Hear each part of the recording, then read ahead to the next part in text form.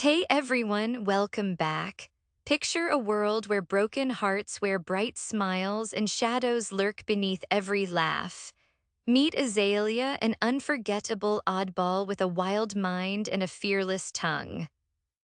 Opposite her stands Grey, a tattooed enigma with a dangerous edge that makes her question everything. Their story is raw, unfiltered, and wrapped in moments that sting and sizzle. Buckle up for a journey through cracked souls, sharp words, and a fiery connection you won't forget. Ready to dive in? Let's go. Azalea, do you think I'll ever see him again, Mr. Tarrip? I ask, a question that honestly makes me want to throw myself off a bridge. It's been a week and a half of wondering about him. A week and a half of telling myself to stop thinking about him, to forget his awful manners and rude attitude. Who's Mr. Dinterip replies, and I feel like hurling a book at his head. Albuquerque the turkey, I say deadpan, and he laughs. Forget I said anything, I think I'm going crazy. I shake my head. I think you've been crazy for a while, Mr. Tarrip teases, and I point a threatening finger at his face. On that note, I'm leaving. I pick up my book for the night. I'll see you tomorrow, Azalea, he says as we say goodbye and walk out. I stay close to him while he locks up, and once he's done, we head our separate ways. Where's your car? He calls out and I wince. I walked, I smile. I told you not to do that, he scolds and I sigh. Goodbye. I call over my shoulder and I just catch sight of him shaking his head in disappointment. I swear he acts as if I live an hour away or something. This morning, I woke up with a bit of extra energy, so I walked. Actually, I've come to prefer walking over driving. Although I haven't walked to the bookstore since before the accident. Maybe that's why my knee is throbbing a little. I make it home and notice both of my parents are there. God, please give me a good day today. I open the front door and keep my head down as I cross the living room. I glimpse a couple of Jack Daniels bottles on the coffee table and close my eyes, trying to imagine the table as it was before the wreck, fresh flowers in a clear vase, maybe a few Good Living magazines. I should have stopped walking when I closed my eyes, but I didn't. For a kid, a father's arms should be the safest place in the world, not the most terrifying. The first thing I notice is the smell of alcohol on him, then the tight grip of his hand on the back of my shirt. He yanks me away as if I'm on fire, and the neckline of my shirt tightens until I'm choking. I'm sorry, I stammer, struggling to swallow. He lets go of my shirt and shoves me away. My knee gives out and I fall, landing on the coffee tables. I catch a glimpse of a Jack Daniels bottle just as it rolls off the table and shatters on the floor. Fear envelops me. My heart drops as the dark liquid spreads across the hardwood. The sound of his belt unbuckling makes my eyes fill with tears. Look at me, the sound stops abruptly. I reluctantly look up into his eyes. He hooks his belt back and I silently thank God. You took him away from us, he slurs, and I bite my lip to suppress a gut-wrenching sob begging to escape. I know, I whisper through tears. I know I did. Does he think I don't already know? You were the last face he ever saw, he continues, making me cry even harder. The person who did this to him was the last thing he ever saw. The dark, empty void inside my chest only deepens as my father says what I'm already telling myself. I go upstairs, his voice turns dark. He clutches my arm tightly and hauls me toward the stairs. Panic wells up inside me as he drags me past my room. He halts right in front of Jake's door. Please, Daddy, I sob, please don't. He pushes open the door to the room I haven't entered since the crash. Unrestrained sobs escape me as he forces me inside. "You're the reason he's not here," he growls angrily into my ear. "Please take me out," I sob, struggling against his grip. The pain is unbearable. "Think about what you did," he snaps, roughly shoving my arm away, causing me to almost fall face first to the floor. "You destroyed this family. I hope you realize that," he says as he shuts the door behind him. I hear the click of the lock and panic surges again. I spring up from the floor and grasp the door handle, wriggling it in an attempt to open it, but it's locked. The guilt from everything crushes me. I collapse in a heap on the floor, crying until my tear ducts are empty. This pain feels far worse than any physical harm my father has ever inflicted on me. It's infinitely worse.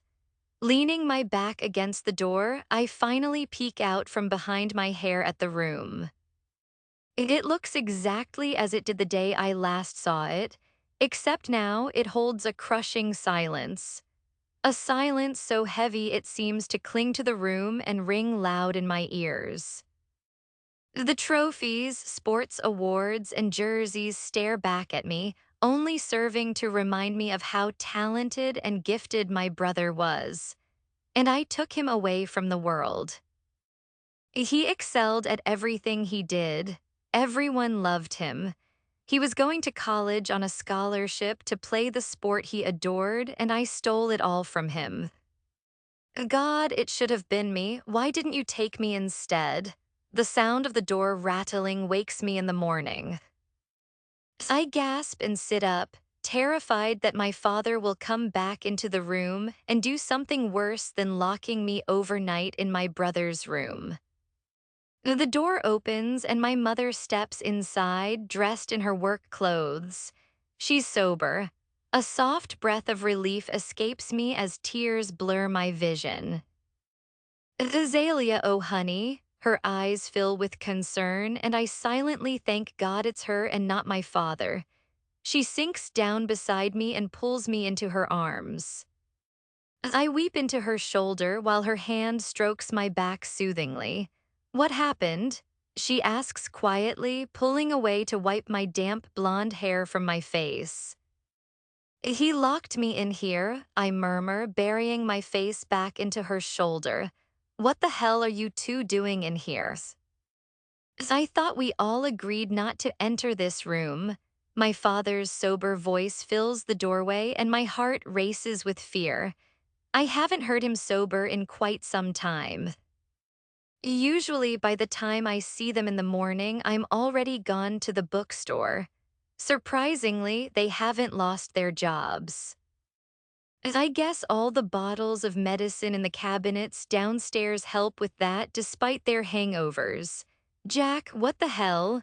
My mother curses him, catching me off guard. I've always been too afraid to see them sober, terrified that they might be the same people when sober as when drunk. Maybe, at least, my mother isn't. "What?" He responds, and my mother pulls away from me, turning to face him. His eyes lock onto me. I can sense his stare, yet I keep my gaze fixed on the floor. "You put her in here," she snaps sharply while he remains silent. "I don't recall doing that," is all he can respond. "Maybe because you were drunk," I surprise myself by summoning a sliver of courage after all this time. "Excuse me." He narrows his eyes at me, which still unsettles me a little. "You dragged me up here, you put me in here." A tear slides down my cheek. "You left me in here." "Azalea, you're delusional. I didn't do that," he insists, and I stay silent. There's no sympathy in his eyes for having spent the night in my dead brother's room. There's nothing there. I must be delusional. "Okay, Azalea, I think Jake's passing is really just getting to you right now," my mother says, running her hand soothingly up and down my back. I look between the two of them. I can almost feel my shattered heart crumbling and falling into a seemingly endless abyss. I push past them both and head straight to my room. As I take a shower and dwell on everything that just occurred. If I could cry any more, I would, but my head aches too much from crying so much already. I study myself in the full-length mirror in my room, the scar above my eyebrow, the large scar along my shin, the marks on my knee, the awful scar on my rib. A half of me is now made of metal. 3 of the 4 ribs I broke had to be reinforced with metal plates. A tube was inserted into my chest cavity to reinflate my lung after it collapsed when the broken ribs pierced it. My knee was essentially rebuilt after I shattered the entire patella, not to mention the ACL tear, which required another surgery on its own. My shin bone, both tibia and fibula, were fitted with metal plates and screws, all on my right side. My shoulder and head were the only remaining injuries that were severely damaged, literally screwed up. My shoulder was dislocated and badly scarred, and I suffered a grade 3 concussion. I lost all memory of the accident until about 2 weeks later. The day I finally woke up and remembered what happened was the worst day of my life, and it always will be. No one knows exactly what transpired. Mr. Terep knows the gist of it. My brother and I were in a wreck nearly 2 years ago. He died, I survived. I pull on a flowing pale yellow sundress. I decide against wearing a sweater over it, though I'll probably regret that decision. Mr. Terep always keeps the store at 58 degrees Fahrenheit. He overheats easily and it baffles me. And to be honest, I think he keeps it cold just to annoy me because he knows I get cold easily. You're quite late today, Azalea, Mr. Terep chides without realizing I've been in the store for over half an hour. I'm flattered you noticed my absence. I smile softly at him. I've been over here trying to figure you out. He narrows his eyes at my figure. Figuring me out, huh? I giggle, shaking my head at him. You don't seem normal, he remarks, and I snort. I don't think I am normal, Mr. Terep. I smile before continuing while I have his attention. You see, I have this problem. Bear with me here, Mr. Terep. And this problem is truly unfixable if you ask me. I glance down at him to find his nose already buried in his newspaper, no longer listening. I mentally congratulate myself for dodging Mr. Terep's questions about why I'm acting so odd today. With a satisfied grin playing on my lips, I walk away from his desk. Settling into my designated little comfy chair, I pull out my book. I slip one earbud into my ear, letting my mind drift as I simultaneously listen to music and read. Mr. Terep constantly nags me, insisting I should focus on only one thing at a time. According to him, juggling both only causes me more brain farts than usual. He just doesn't get that I'm a national champion multitasker, a pimp, and a CIA agent all rolled into one. He's got nothing on me. Is a female pimp called a pimptress? A pimpa, pimpina. What do you call a female pimp? I ask aloud, directing the question to Mr. Terep. Azalea read your book, he sighs, disappointment clear in his voice. As I bite my lip to hold back a giggle. After an hour of reading, I'm ready for some adventure. Is there anything you want me to do? I ask, leaning against Mr. Terep's desk. He waves me off with a dismissive hand, and I resist the urge to stick my tongue out at him. Instead, I choose to enjoy the fact that my music playlist is absolutely psychotic, covering an unnaturally wide range of genres. Stevie Nicks' Edge of 17, Bourne's Electric Love, Queen's Too Much Love Will Kill You, Greta Van Fleet's Edge of Darkness, and Casey Musgrave's Butterflies are all there. I've got songs spanning from the Beach Boys in the 50s to Blackstreet in the late 90s, all the way up to now. But the usual classics don't tickle my pickle. For example, Toto is best known for Africa, a great song, no doubt, but it doesn't butter my biscuit the way Hold the Line does, and both are by the same group. Dolly Parton's 9 to 5 rocks, and Love is Like a Butterfly really hits the spot. The basics are solid, but they shouldn't be the only thing great artists are remembered for. Slightly bored, I decide to fulfill a dream. Cranking up old-time rock and roll, I head to the back of the store. Although I'm wearing a knee-length sundress rather than boxers and a button-up shirt, I attempt the risky business dance. Tom Cruise would be proud.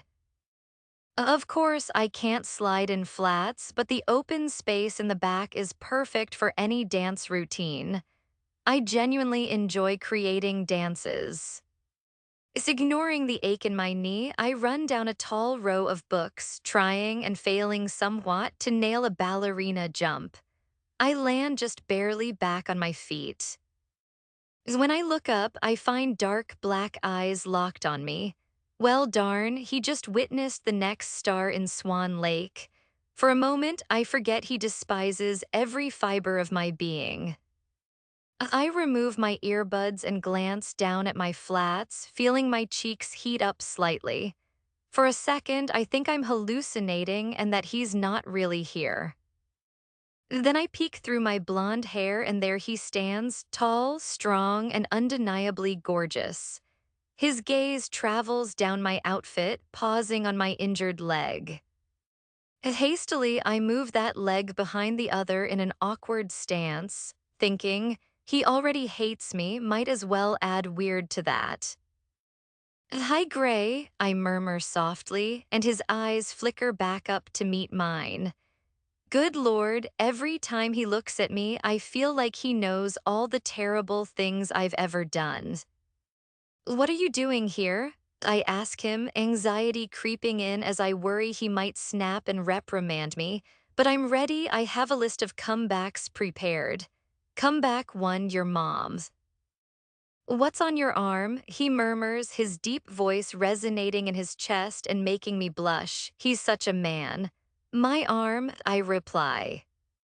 Last I checked, the only thing on my arm was pure muscle, I wish.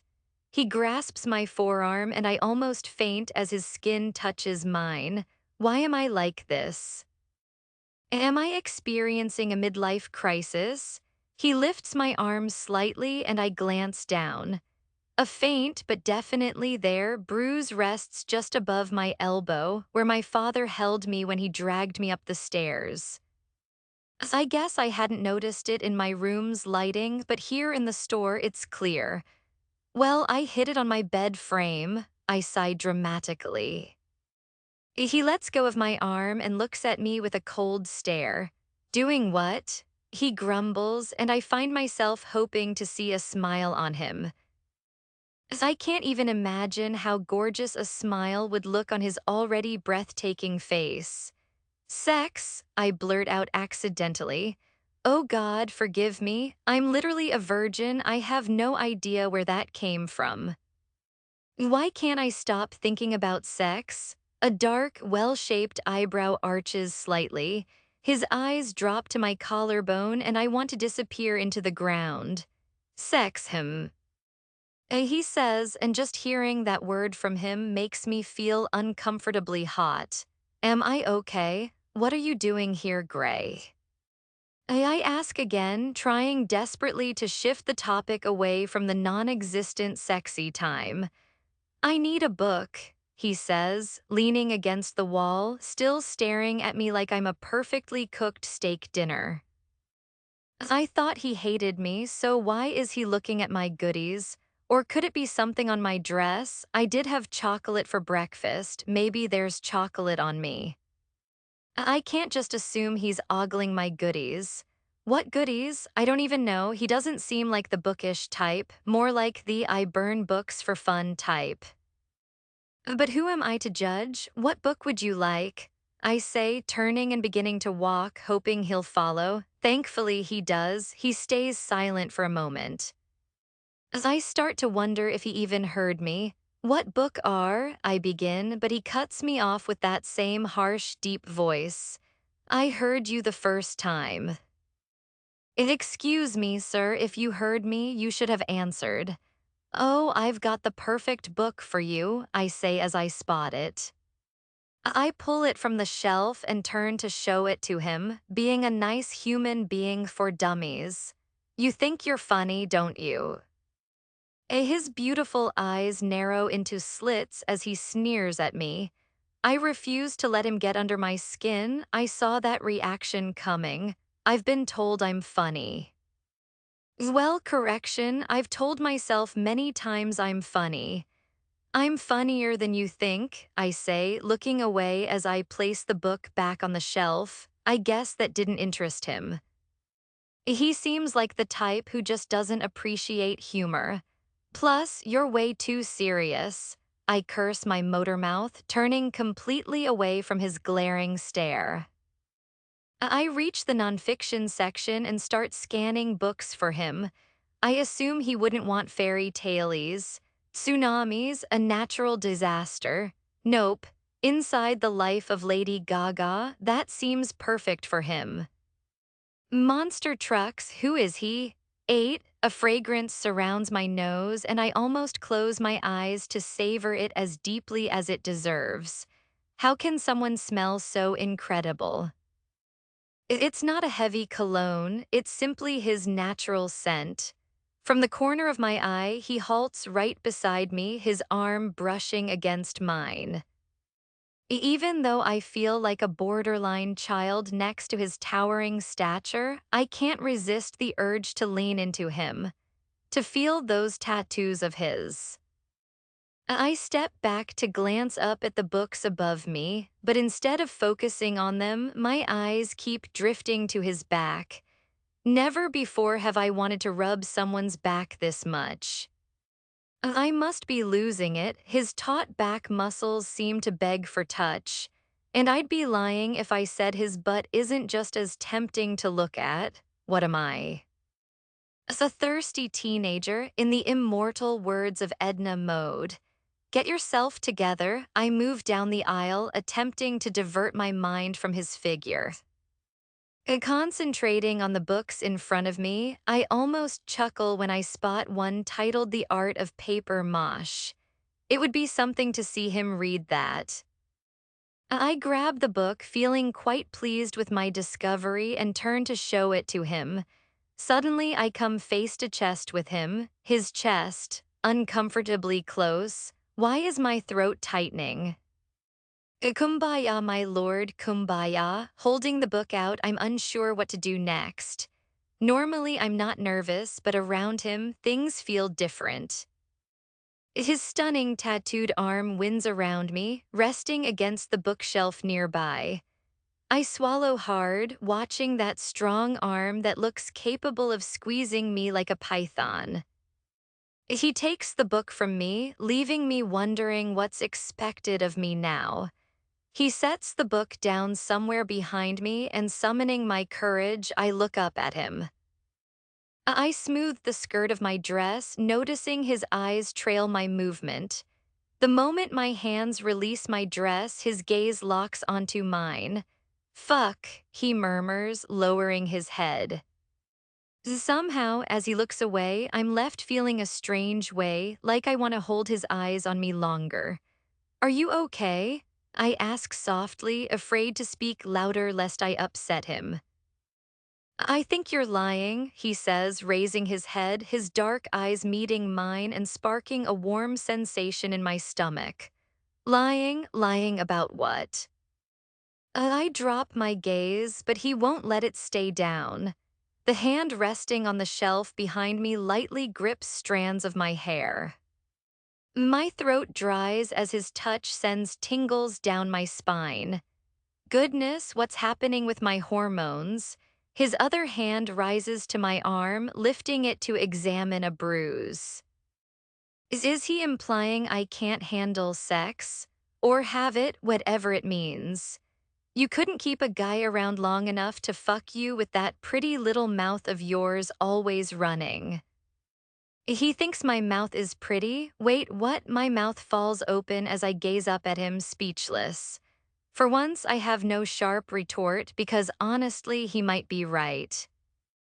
On top of that, he's so vulgar, his manners are basically non-existent. You're quite rude, you know. A dark scowl spreads across his handsome face. He pulls away from me, a faint sneer curling on his lips. So he's allowed to say rude things, but when I call him mean, he gets all grumpy. No one leaves my presence unhappy.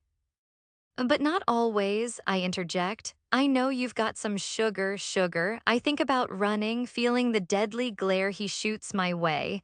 But you don't know shit, his deep voice growls. I struggle not to admire his features more than I should, though I want to. Oh, I will know shiznit, I definitely will.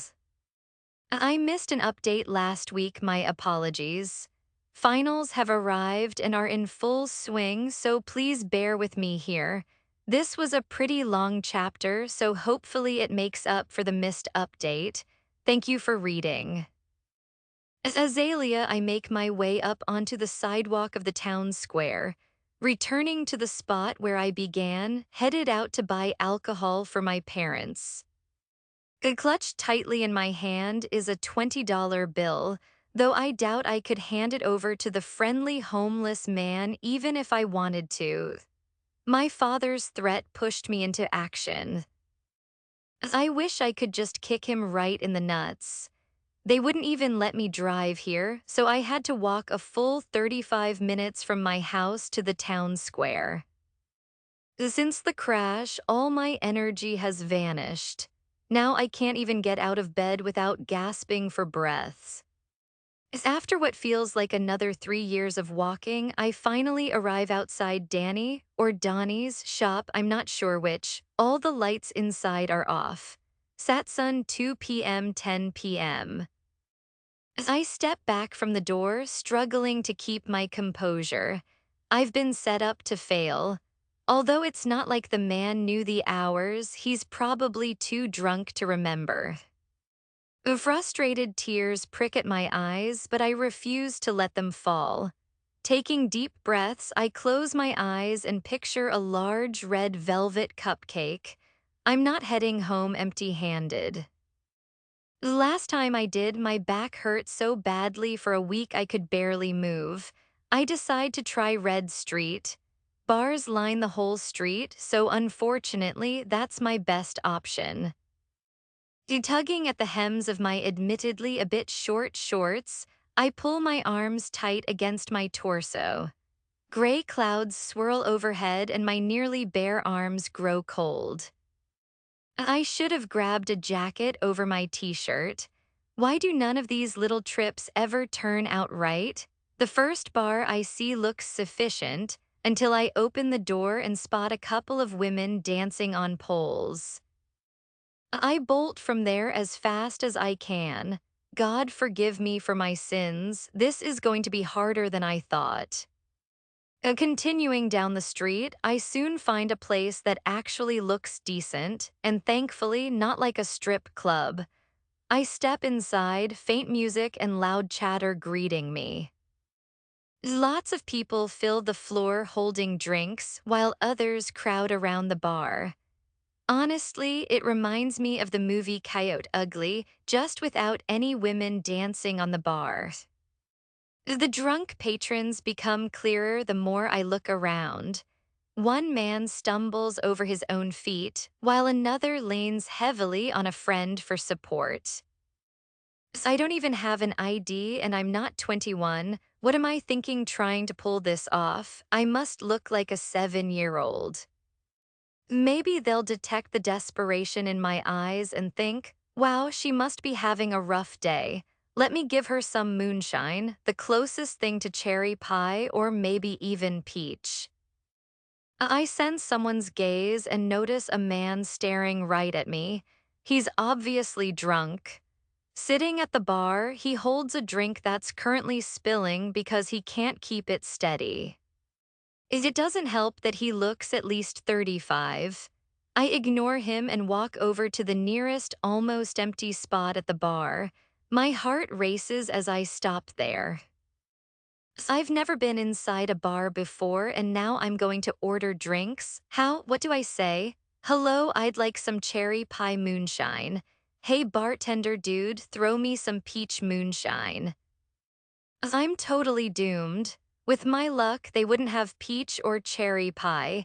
Instead, it'd be something like white lightning, which my parents warned me is the most disgusting kind. Shout 'em out. A loud voice yells over the crowd and the chatter floods the bar. My gaze lands on the bartender, who moves at an incredible pace, yet never loses his smile. His light hair falls over his forehead as he bends beneath the bar to grab a fresh bottle of who knows what kind of liquor. As fast as orders come in, he serves them. Just watching him is enough to make my head spin. You haven't said a word, pretty lady, what'll it be? He calls out, eyes flicking up to mine for a brief moment. My heart pounds louder and I avert my gaze around, searching for any other girls nearby, but I doubt there are any.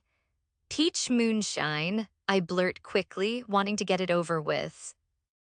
The frenzy in the bar dies down, and now he mixes drinks roughly every 10 seconds.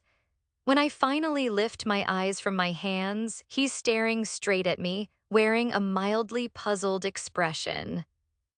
A strong drink for someone so small, he teases, and I resist the urge to leap the counter and show him how a small person like me can unleash CIA-level karate moves. Cherry pie could work too, I murmur, biting my lip. I don't believe cherry pie is any weaker than peach, but who knows? I'm no scientist. You got an ID. He smirks slightly, and if it weren't for the tall counter, I'd bet he'd regret that smirk. Seriously, who builds a counter this high? It reaches my chest. I glance down and spot a step tucked beneath it. Oh, duh, I step up, and suddenly it's not so tall anymore. My id's in my wig, which I left at home, I blurt out, mentally planning to punch myself later. No ID, he chuckles, clearly skilled. As if he can see through my practiced fib, he's been bartending a while, or maybe he's CIA too. How old do I look? I narrow my eyes and his face brightens with a smile. Zaw, he's cute, what an anus cake. I'll be polite and say 18, he nods, tilting his head. I flick him off discreetly under the counter. Newsflash, I'm 31, I deadpan. Damn, I was gonna say 30, but changed my mind. He slaps the table, and I bite the inside of my lip to keep from grinning. I guess I can serve you as long as you don't spread the word about my mistake. He shakes his head, embarrassed.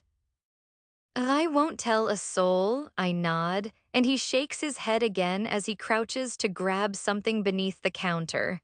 He pulls out a cup filled with peach-colored moonshine. I stare at it for a moment. Can I get a lid for it? I ask, and he laughs. What, you wanna drink moonshine from a sippy cup now? He jokes. One more remark from him, and I swear. How on earth am I supposed to walk home with an open cup? I'm definitely going to forget it's in my hand and spill it. Fine, I say, handing over $20 and thinking, freak it. I'm probably still going to get in trouble for bringing home only a cup, but whatever, it's better than nothing. I don't think so, says the familiar voice I haven't heard in a couple of days. I look up and see Grey, radiant as ever. He lifts the drink away from me and pours it down the sink. Grey, I grumble, and he turns toward me. What are you doing, Lila? You're 19, his dark eyebrows knit together in frustration, and I sigh. I was close, mutters the bartender guy, and I bite back the urge to attack him. I'm not 19, I mumble stubbornly, although I am, and Gray raises an eyebrow, resting his arms on the counter before me. Does he work here? Not what you told me, he says quietly. Can I get a scotch? Slurs a guy from behind me. His hand snakes around my back, making me flinch forward, a soft gasp escaping my lips. Gray slams his forearm into the guy's chest. My eyes widen. You wanna get handsy? Go find a fucking hooker, he sneers, and the guy's eyes grow wide with fear.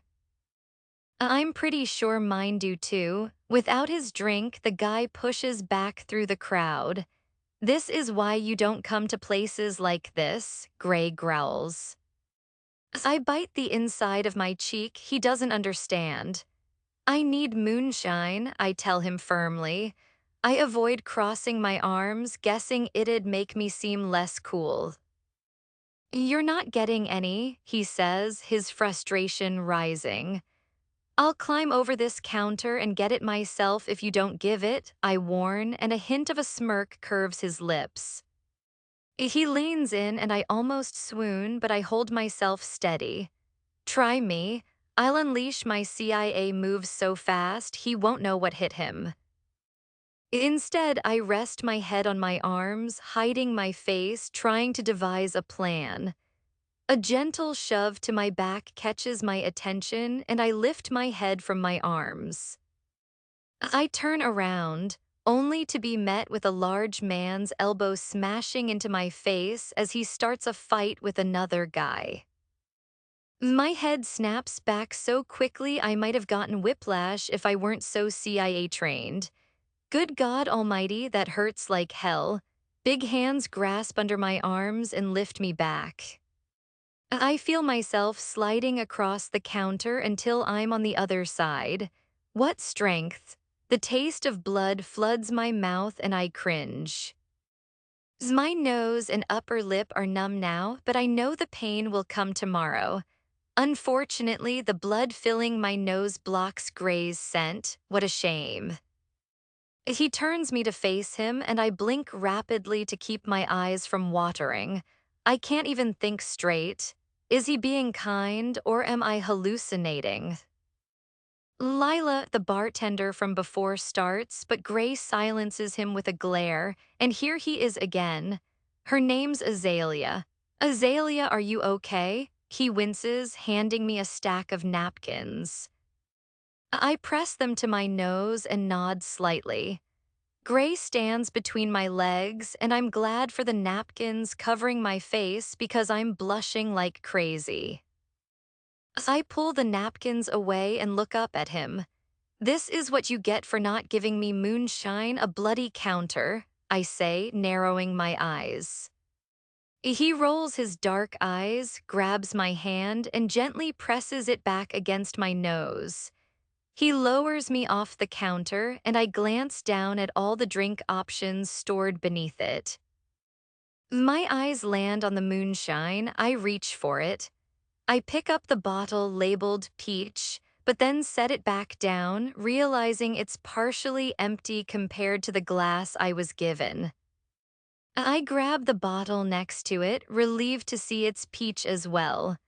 Before I can tuck it under my shirt or make a break for it, Gray presses himself against my back. His arms wrap around me and he snatches the bottle from my grasp. I told you no, he murmurs low. He places the bottle on the counter and starts guiding me toward the back of the place, somewhere out of sight. He gently pushes me into the bathroom, follows behind me, and closes the door. I'm no longer worried. If he intended to kill me, it would have happened already. Besides, I could take him in a fight. I pull the napkin away from my face and peer into the mirror, standing on my tiptoes to see properly. Who designs mirrors this tall? I wince at my reflection. Good grief, I look like I've been savagely beaten with a baseball bat, or at least elbowed in the face, which feels much the same. The pain hits me and I let out a sigh. Turning on the water, I tie up my hair so it won't get wet. I already look wrecked. I don't need to add wet dog to the mix. Gray stands silently, eyes locked on me. What a big help. Exactly why you should just stay where you belong, he mutters, and I pull away from the sink. I belong wherever I damn well please. CIA headquarters, absolutely, Pimp Central. You bet, a bar, sure, why not? How many times are you going to tell me I shouldn't be here? I ask. As many times as it takes to get it through your thick fucking skull, he sneers, and I resist the urge to launch a punch. As many times as it takes, I mock him, catching the burn of his glare on the side of my head. Go ahead, glare all you want. I glare at the girl with a busted lip and a broken-in-half nose. I say, lunging at him to scare him, but he doesn't flinch. I will if she's being an immature little shit. He fires back, glaring harder as he steps closer, making me feel smaller despite myself. Big girl britches activated.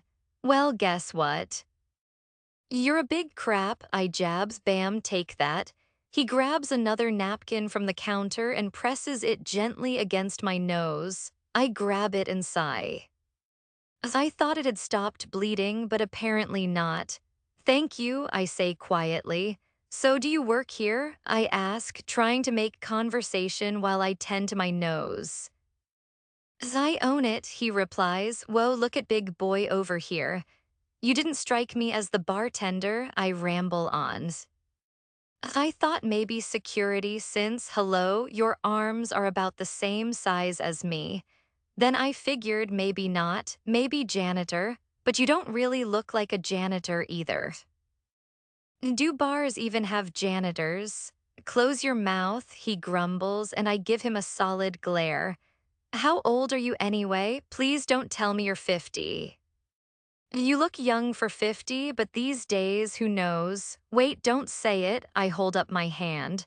Let me guess, I look up at him as he looks down at me. I let my eyes roam over his face, no gray hairs, good sign, no wrinkles, also good, strong build, wonderful. 74? Nope, just kidding. I'm gonna say, I say, biting my lip while fully aware that his gaze drops down to my mouth, 23. 24, he corrects, clearing his throat. He's in the prime of many years ahead and I can see it plainly. Hot dang. Let me have the moonshine, I insist. Please, it's all I want. I'll give you anything you want. His eyes twinkle with mischief as he looks at me. I have this blanket at home, really, really soft. It's gray and it reminds me of you. I'll give it to you if you hand over the jar of peach moonshine, I confess. He doesn't seem as enthusiastic about the blanket as I am. What about, oh. How about I give you a free book from Mr. Tarrap's store? You forgot to pick one up last time, I say, smiling warmly at him. I'll give you a free lap dance. Where on earth did that thought come from? I sigh and lean back against the sink. Gray's wonderful scent surrounds me, but it does little for me right now. My eyes are fixed on his tattooed arm, avoiding looking anywhere else. Up close, the tattoos are incredible. His entire arm, at least all I can see, is covered in ink. Just beneath the end of his shirt sleeve are dark, scary figures. They resemble grim reapers in the closest approximation I can think of. Dark and deadly, they send shivers down my spine. The background is filled with shading and dark tones accentuating the figures. Did Pablo Picasso create these tattoos? My goodness. That tattoo artist deserves awards or something. Smoke trails from one of the figures, weaving throughout all the tattoos on his arm. A tree stretches upward, with dead branches spreading along his arm and the back of it, though I wish I could see more. Around the tree, crows are flying. The tree's base ends at his wrist where roots protrude with no greenery or bushes whatsoever. Everything is lifeless. Written words fill the remaining skin around the tree's backdrop, except for a symbol-like tattoo beside it. I try to read the text, but his arm shifts behind me before I can. That snaps me back to reality. With both arms flanking me, my heart races. Tell me why you want it, he murmurs, and I swallow hard as he stands close. Why is my mind blank now? At any other time, I'd have an answer. His hand moves to rest on my side, sparking tingles. Not literally, because that'd be impossible unless I were allergic to him or something, but it sets butterflies fluttering in my stomach. I want to get away from everything, I whisper. I'd never become like my parents. As after witnessing what alcohol did to them, I would never take a sip. I want to escape from them. I want to escape the endless reminder that I'm the cause of Jake's death, but I wouldn't do it by drinking. As I want to get away for a minute, I add, not elaborating further. I don't want to go home. I glance up to see his head bowed, eyes cast toward the floor. He keeps his gaze down only a few seconds before looking back at me. His dark eyes intensify the butterflies inside me. You shouldn't be drinking that crap, he mutters, brows knitting into a slight glare. I know, I answer softly. Before he pulls away, his thumb traces a single circle on my waist. What's your last name? I ask, swinging my legs back and forth while perched on the counter he so kindly set me upon. I barely know anything about him, and I figure it's time to change that. Kingston, his deep voice reaches me as he scans the alcohol shelves for the cherry pie moonshine. Mine's Carson, I tell him, and he halts, turning to face me. You've told me, Lila. A sound catches my attention and I freeze. I think there's a ghost, Grey, I whisper. My training never covered how to handle ghosts, and Ghostbusters can only do so much. How long have you lived here? I shift the topic but keep my eyes alert to the surroundings. Why? His voice lowers, and I look up to see him glaring at me with dark intensity. I just want to know, I shrug. I want to know more about you. You think I care about what you want? He sneers, and I hold back the loudest groan in the world. Why does he flip so fast? He was being nice just moments ago. You think I care about what you think? I fire back, frustration bubbling up inside me. And you wonder why I want to drink? I grumble, mentally adding another reason to my imaginary list. Fuck you, his voice turns deadly, and I instantly regret my words. No one's ever said that to me before, and I don't like it one bit. Is that all you've got? I grit out. If he believes that's enough to rattle me, he's in for a storm. He strides toward me, and I stare up as he approaches. He grabs my chin, firm but not hurting, lifting my face so I'm looking right at him. Why do you do that? He clenches his jaw. Do what? I ask softly. And get me all riled up, his grip relaxes and his features soften. You're the one who started it, I shrug lightly, biting my lip to keep a smile at bay. His eyes flick down to my lips. Don't do that, he warns, glaring at them. Why? I scrunch my nose. It turns me the fuck on, now quit it, he says through clenched teeth, and I release my lip as my cheeks flush. Well, at least we have something in common. He can turn me on with just a look. Turn on? Goodness, I need a vacation. He grabs the cherry pie and peach moonshine bottles, handing them both to me. Leave, he mutters, lifting me off the counter and setting me on my feet. Strong man, I like that. I peek through the small window and see it's pouring rain outside. So that was the ghost I heard. Duh, what a perfect time to be without my car. How fun is that? I start, unsure where to go next. So, like, you're just gonna love this. I don't have my car. Do you have a jacket or something I could maybe borrow? I ask. He shoots me a glare. No, he replies and gives me a gentle shove out of the room. I'm back in the main part of the bar. I let out a deep sigh and head for the doors. This sucks major nuts. Clutching the cherry pie and peach moonshine close, I finally step outside. The freezing rain smacks my skin, nearly sending me into shock. I'm actually going to get hypothermia. Then I'll blame it on Gray, and when he sees me next, he'll hear all about it. If I make it out alive, I start my journey by walking down Red Street. About 5 stores past Gray's bar, I suddenly feel a hand grip my shoulders. For a brief moment, maybe 3/10 of a second, I seriously think I'm being kidnapped, but fortunately that's not the case. He slips a sweatshirt over my head, the fabric carrying his unmistakable scent, and I melt into it. He pulls the hood up and draws the hem down as far as it will go, covering my bare legs. I glance to my side and there stands none other than Grey Kingston. Darn, that rain really does make him look incredibly attractive. Just shut up, he grunts, and I comply. He guides me to the parking lot, leading me to the passenger door of a sleek, tall, black Jeep Wrangler. He opens it, helping me inside with a gentle push. After I close the door, he goes around to his side. While he does, I breath in his scent, truly the most amazing aroma, and note the clean, tidy state of the car. He opens his door and my eyes catch sight of the shirt clinging oh so heavenly to his torso. Good Lord Jesus, that's something else, just wow. Gray, I say softly, and he turns toward me, droplets of water streaming off his gorgeous form. Thank you, I smile faintly. He doesn't reply, which is to be expected.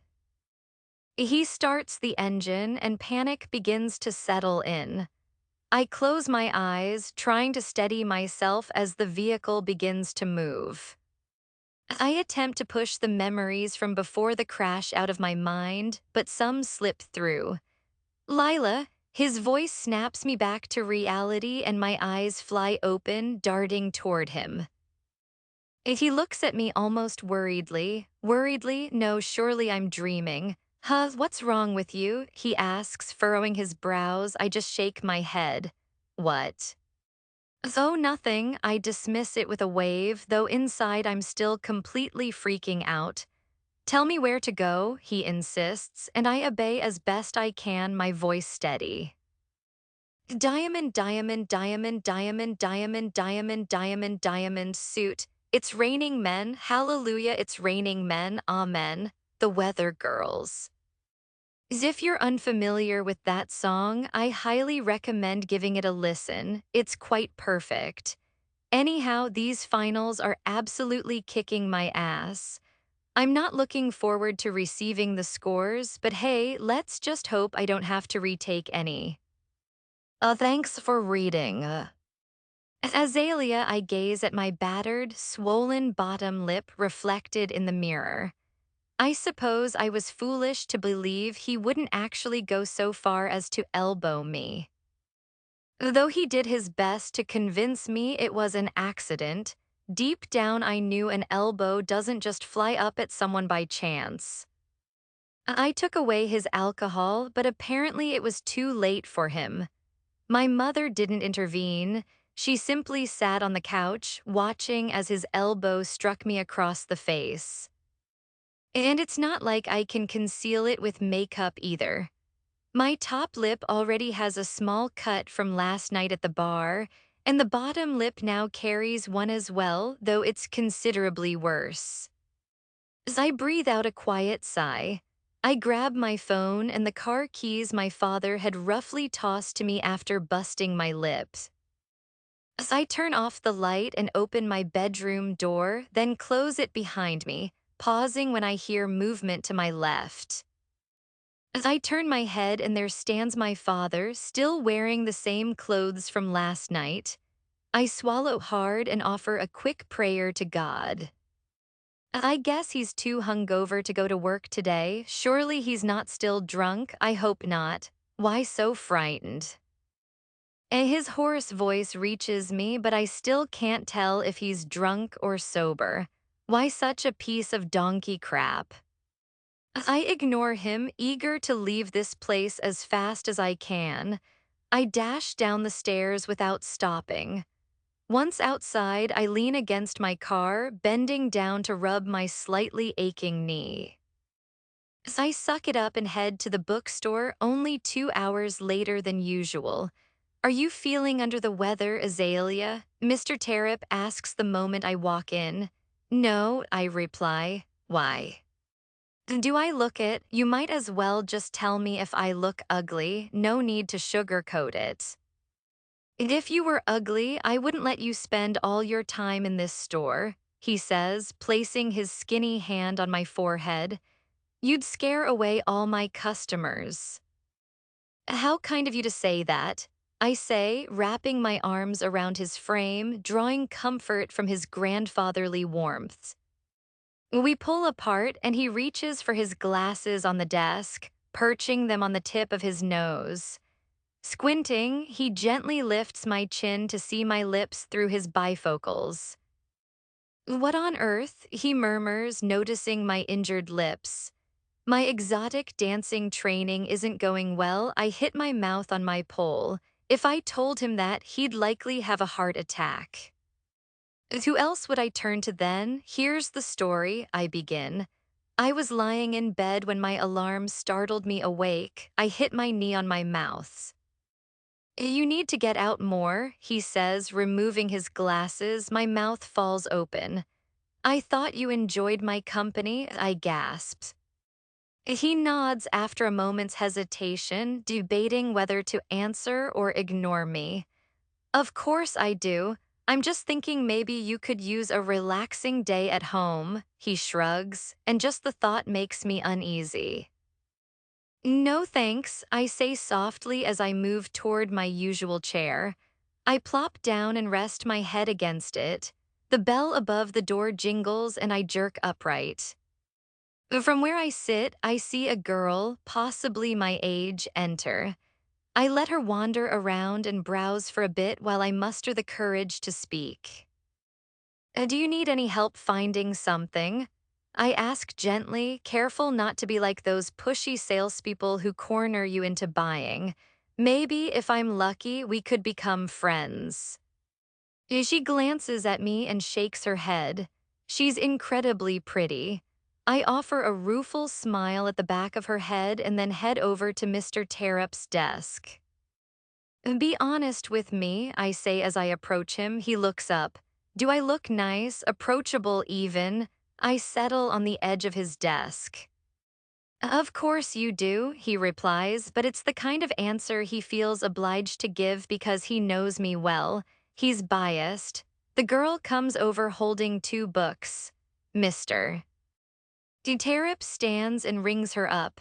I keep my eyes lowered on my black button-down skirt. The bell above the door chimes again. I look up to see Grey arriving, as striking as always. My palms sweat at the sight of him. A single lock of hair falls over his forehead, and I've never wanted to run my hands through anyone's hair more than this moment. Have a good day, Mr. Tarrip says to the girl as she grabs her bag and walks away from the counter.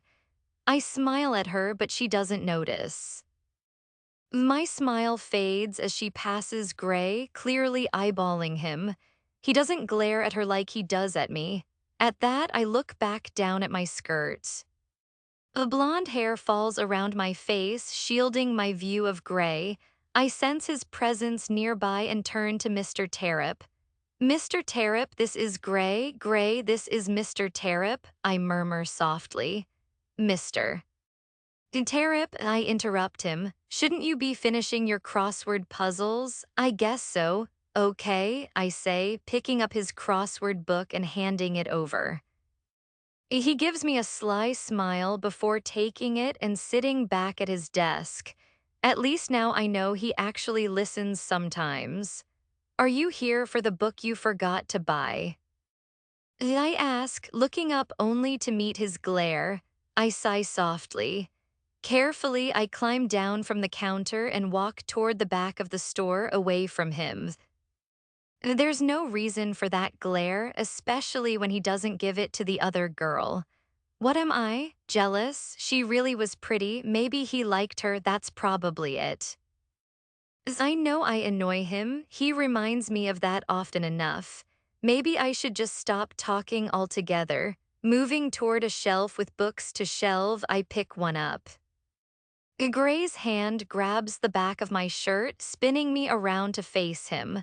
His hand moves up and lands at the base of my throat. He lifts my chin and glares. It's hot in here. That wasn't there last night, he growls, eyeing my bottom lip. Yeah, it was, I reply. It was dark gray, you just didn't notice. I lift my head and gently grasp the hand beneath my jaw. Good Lord, this man has remarkably nice hands. I lower both our hands, avoiding his eyes. Your book, I ask nervously. I don't want a damn book, he snaps, clearly frustrated. He could use a book on how to communicate better. I can't read minds after all. I look up at him. I wait for him to say something, but naturally, he remains silent. If he doesn't want a book, then what's the point of even being here? Does he take pleasure in making me feel awful about myself? I get enough of that everywhere else I go. This place is the only sanctuary where I can truly be free without worrying about others' judgments. Mr. Tarrip is the closest thing I have to family and a friend, and even though I know he judges me, he's always there for me. Then why are you here? I wanted to see you hungover. Well, I'm not, I say awkwardly, fidgeting with the book in my hands. I can tell, his deep voice lowers slightly. I rack my brain for more to say, which is unusual for me. I'm sorry you had to drive me home last night, I offer. I don't have your sweatshirt right now, but I can bring it to you tomorrow, I add, though maybe I'd rather keep it since it smells delicious like you and it's the most comfortable thing I own. Next time, drive yourself. That was way out of my way, he grumbles, eyebrows drawing together in a slight scowl. Well, you didn't have to do it. As if I'd known you'd act like this, I wouldn't have let you drive me home, I say, turning away from him and adjusting the book in my hands. I didn't want to hear your bitching about it later, he calls from behind, and I close my eyes to block out his words. That's all I ever hear from you, I fire back. Turning my back to him, my face softens into one of mild regret. He may be rude, but I'm not. I can't help but feel bad. I don't know what he's dealing with at home. Maybe he's been through some rough stuff. Maybe he should listen to my advice. I decide to turn around to see how he reacts to my words. Maybe he's laughing. He won't be laughing, but maybe he's not so angry. I've known this man for weeks. When is he ever not mad at something I say? I spin around and end up chest to chest with him. I feel like surrendering, leaning my forehead against his chest and falling asleep. I'm bone tired. I need coffee, then a nap. Heck, maybe even a spa day after the nap. Nothing else to say, he asks, pushing away from me. That's all you've got. He repeats the question I've posed to him on a few occasions. Gray, stop, I whisper, realizing I never put on my big girl britches today. I think they must have flown out the window. Not so tough now, huh? He leans in close enough for me to see the faint scar on his jaw. His tattooed hand lifts, tucking a loose strand of hair behind my ear. My heart races as his hand lingers on my skin, sliding down beneath my chin. Wait, he's mean to me. A full-fledged jerk, and he's gorgeous, but dangerous. Dangerously gorgeous, there it is. What am I even doing? I barely know him, and yet I'm letting him get this close. There must be something in my water. Why am I not pushing him away? Why do I keep questioning myself? I wonder how that nice homeless man is doing. Why do I want to kiss him? Gray, not the homeless man. I think, no, it's definitely Gray. With Gray standing so close, his hand tilting my chin upward, I get the perfect view of his perfect lips. I need help. I need a friend to guide me because I honestly have no clue what I'm doing or what steps to take. I've watched those movies where friends support each other through practically everything, even picking outfits. Is this message okay? What do I say to him? How do I react when he behaves like that? I worry Mr. Tarrip would ban me from the store if I kept asking him every little thing I want. Will he kiss me? Are we going to kiss? He loathes me. I've never felt more bewildered in my entire life.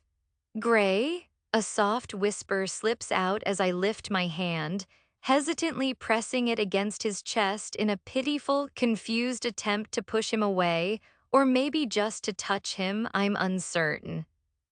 He doesn't like me, I know that for sure. If there's one thing I'm absolutely certain of, it's that Grey Kingston harbors no affection toward me in any form. I pull my hand back. He lets me, so I suppose my suspicion was right. Now I lack the courage to meet his gaze. I'm terrified of seeing his stunning black eyes glaring at me once more. As I take a step backward and my foot hits a heavy wooden chair.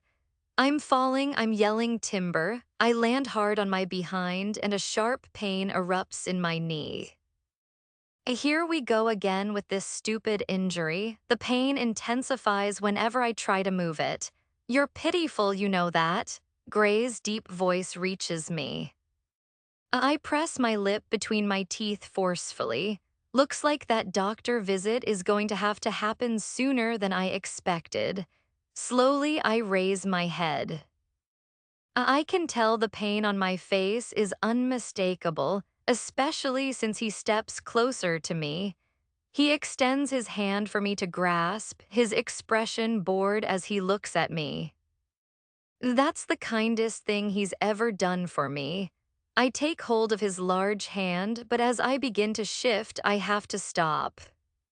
A whimper escapes my lips as my knee feels like it's about to give out. This isn't good.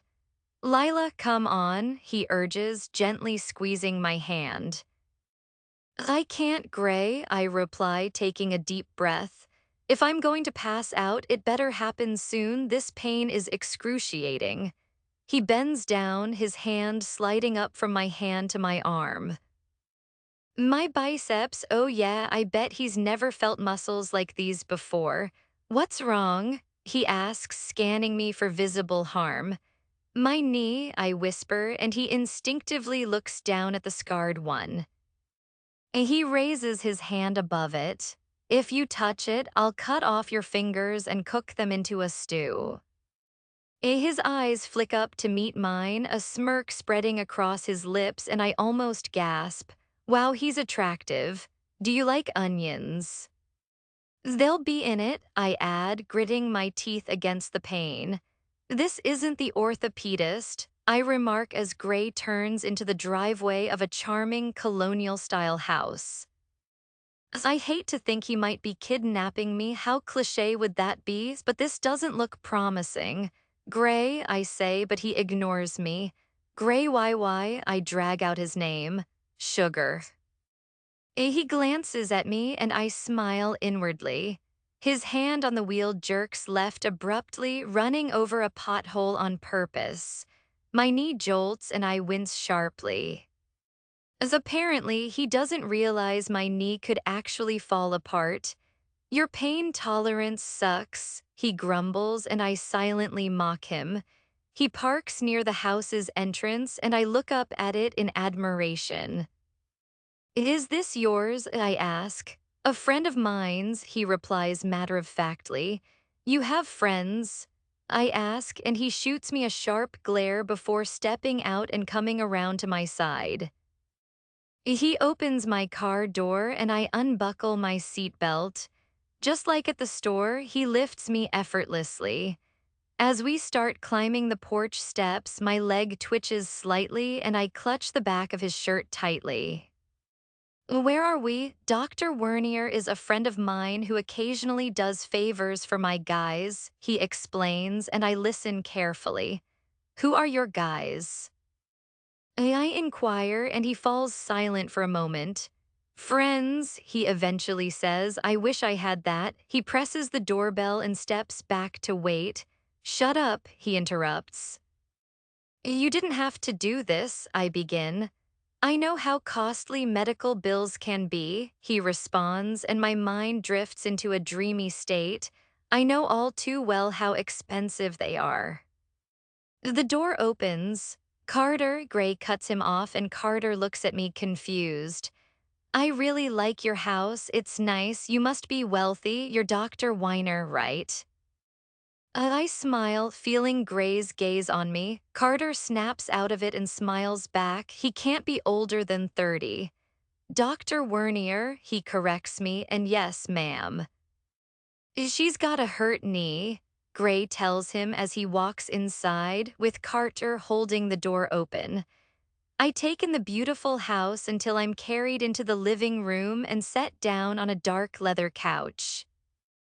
I almost want to punch Gray in the throat when he doesn't even consider my injured knee while bumping it as he sits beside me.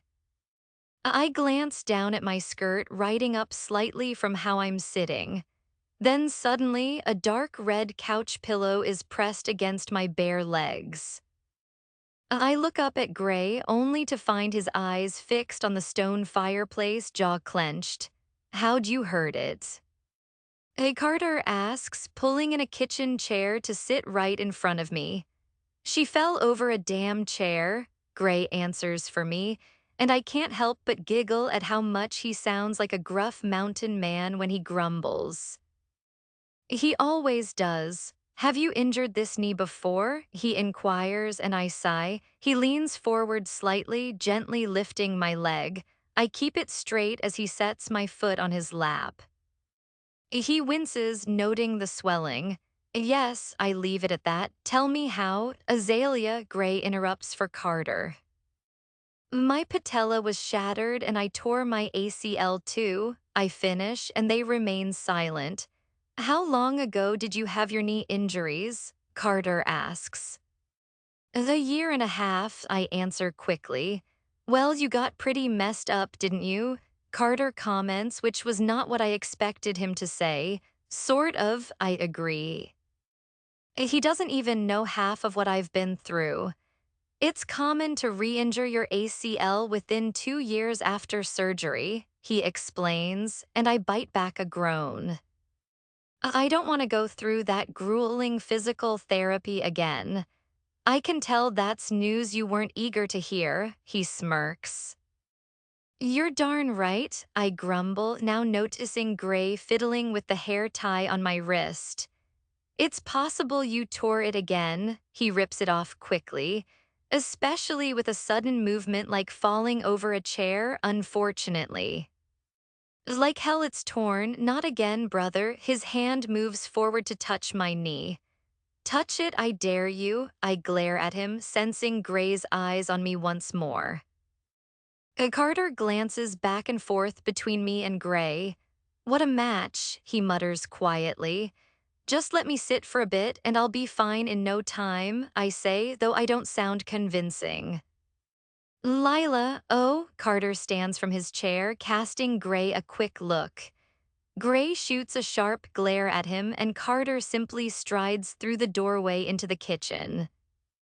I can and I will, I interrupt firmly, folding my arms stubbornly. Don't cut me off, he grumbles, narrowing his dark eyes. Now's not the time, sugar, I snap back, fully aware how much he detests that nickname. Fuck off. I can't, I'm crippled, you freaking crackhead, I retort, earning a loud laugh from Carter in the kitchen. Where did that come from? Struggling, I open my eyes and pull my head off Gray's shoulder, fighting a wince. You sleep like a fucking rock, he complains. How long was I out? I ask, an hour and a half, he replies, clearly annoyed. I'm surprised he let me rest on him that long. I glance down and notice a blanket covering my lower half. Your ass was totally exposed, he says, clenching his jaw. I puff my cheeks to stop myself from blushing. Was it quite the sight? I say, my eyes widening at my own words. From the corner of my eye, I see him turn. I meet his gaze and catch him giving me a knowing look. I'll tell you if you take the blanket off again, his expression impassive but his voice deepens slightly. My mouth dries and my heart races. God, he confuses me. Hesitating, I consider removing the blanket. Restless, I slip my hands beneath it, adjust my raised skirt, then pull the blanket away. Carter enters, and the blanket is quickly tossed back over my legs. I turn to see Gray shooting a displeased glare at him. Who messed you up?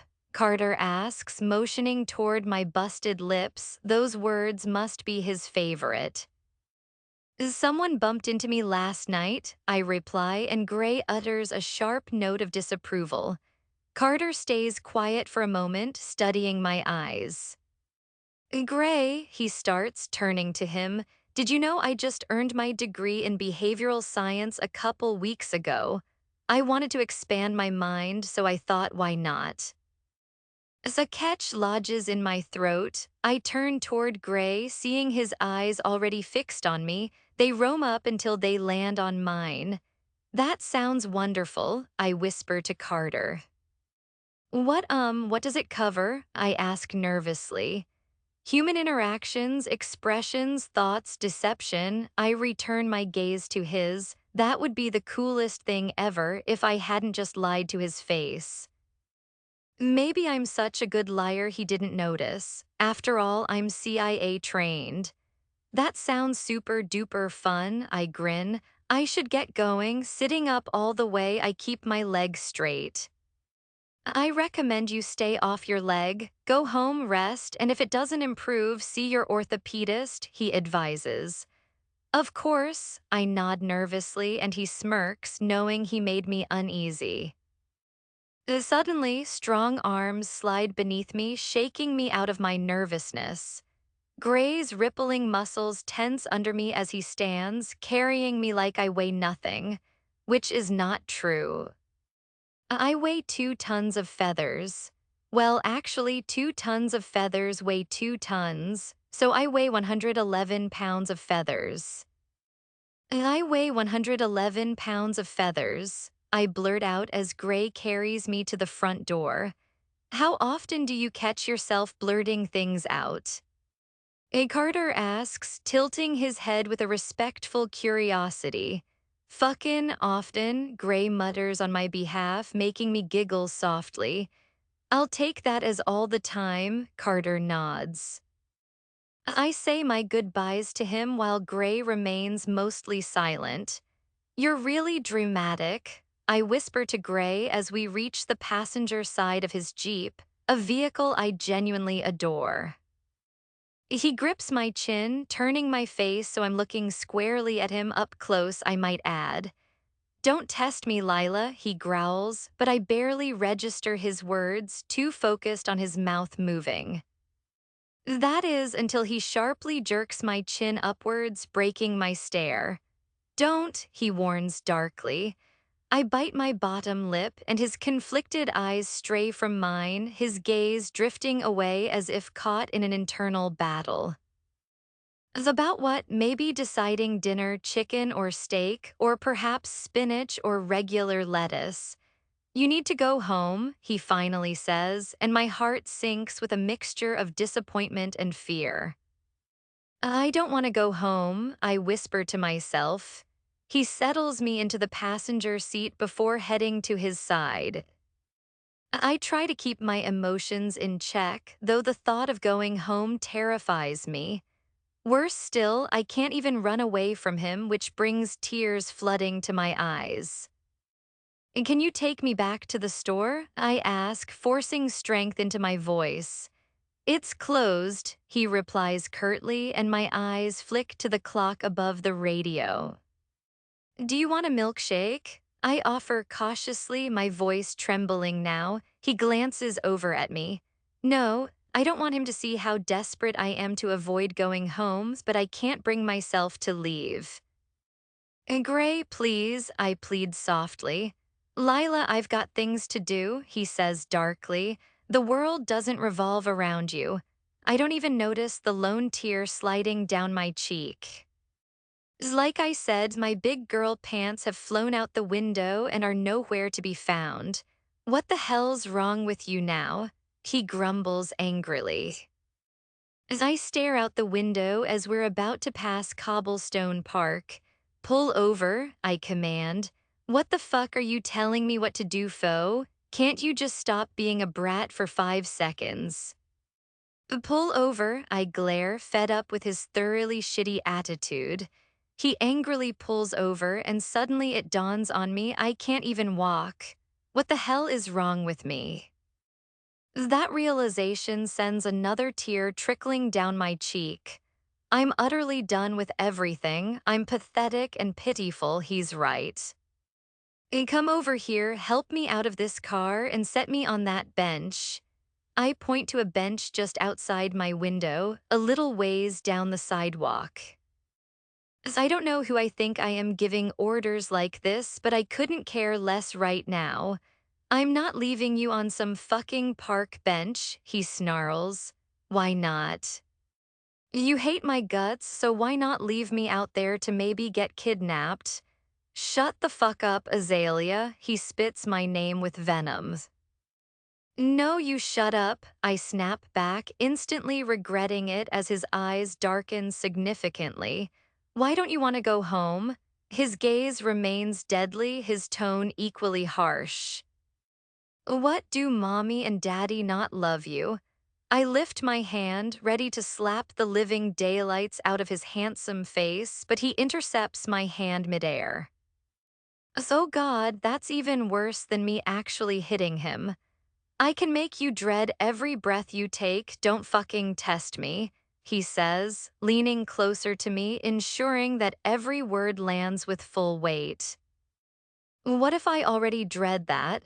Enough, he declares as his tattooed hand reaches out, gently wiping the tears from my cheeks.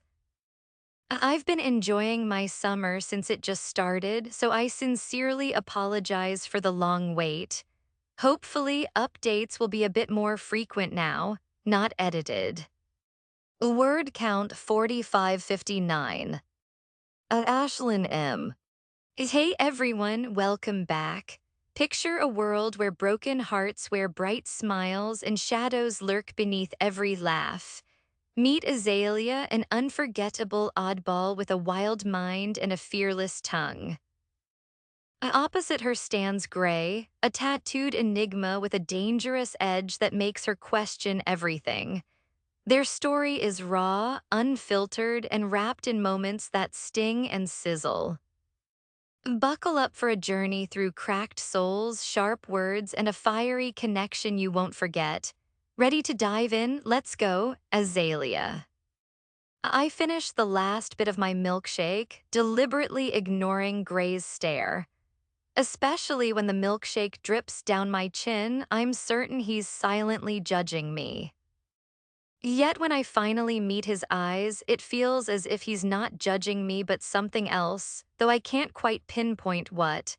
Are you sure you don't want one? You look hungry, I say. He licks his lips just as I wipe my chin with my hand.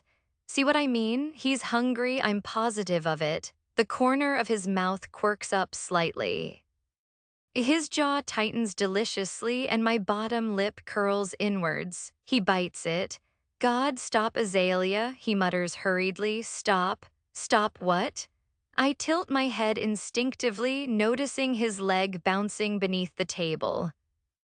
I'm sorry, I say apologetically. For what? I can't say. I release my lip and glance around the room. Suddenly, a hand grips my leg beneath the narrow tables. Don't fucking stop, he says with a predatory look. Before I can even blink, he tosses a $20 bill onto the table. Just 20. Gosh darn, all the waiter did was monotonously ask what we wanted. Gray springs from his seat, grabbing my hand and pulling me along. The large hinged, rotatable brace supporting my knee after my first surgery eases some pain as I try to keep weight off the leg. I'd gotten it from my car after stopping by Mr. Tarrap's. I'd left it there after a doctor told me I no longer needed it. But now I need it again. I struggle to keep up while offloading pressure from my leg. Gray, slow down, I whisper, but instead of pausing, he turns to me and lifts me into his arms. Gray, I gasp as he carries me through the town square, then down Red Street. Hush, Lila, he hushes, planting a kiss on my neck. A startled sound escapes me. Am I dreaming? I must be. Is he drunk? Am I drunk? Was I drugged back at the milkshake place? Oh, Lord. He pushes open the door to his bar, and I catch sight of that bartender guy. Hey, buddy. I call out, and his eyes find mine. They widen for a moment at my situation before a charming smile spreads across his face. How are you? I call again, but Gray grabs my chin, refocusing me on him. Eyes on me, only me, he growls. He pushes us through the doors at the back, and we end up where the alcohol is stacked. He seats me roughly atop the table, then wraps his strong hands around my hips, pulling me close to the edge so our bodies press together. Flustered as usual, I blush and murmur incoherent sounds. Fuck, look at you, he says. His tattooed hand slides up my neck, resting at the top of my throat. My skirt rides up and he notices. His other hand finds my leg and he glances down. You can't wear these, Lila, you just can't, he murmurs lowly before tugging my skirt down to where it belongs. What did I tell you about that?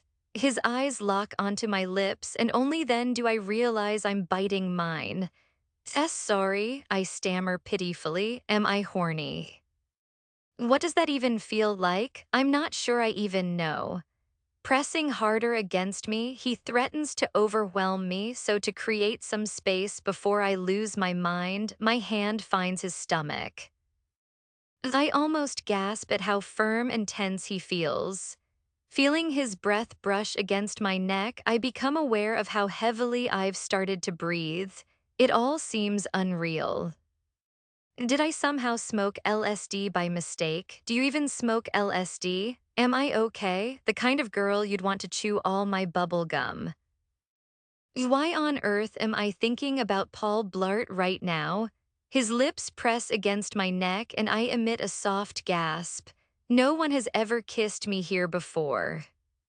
He delivers gentle, moist kisses to my neck, and I let out a sigh into him. My hand instinctively moves from his stomach to his back, sensing the tension beneath my touch and every breath he takes. When his lips find a spot just beside my throat, my hand clenches his shirt tightly, and I bite my lip to keep quiet. My breathing quickens as he lingers there, clearly noticing my reaction. His arm snakes around me, pulling me impossibly close.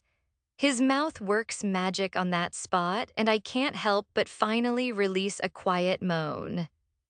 Even after his lips leave my neck, I remain entranced. He plants one final kiss on the spot before drawing his head away. My bottom lip returns to its despised position between my teeth, and at last he meets my gaze.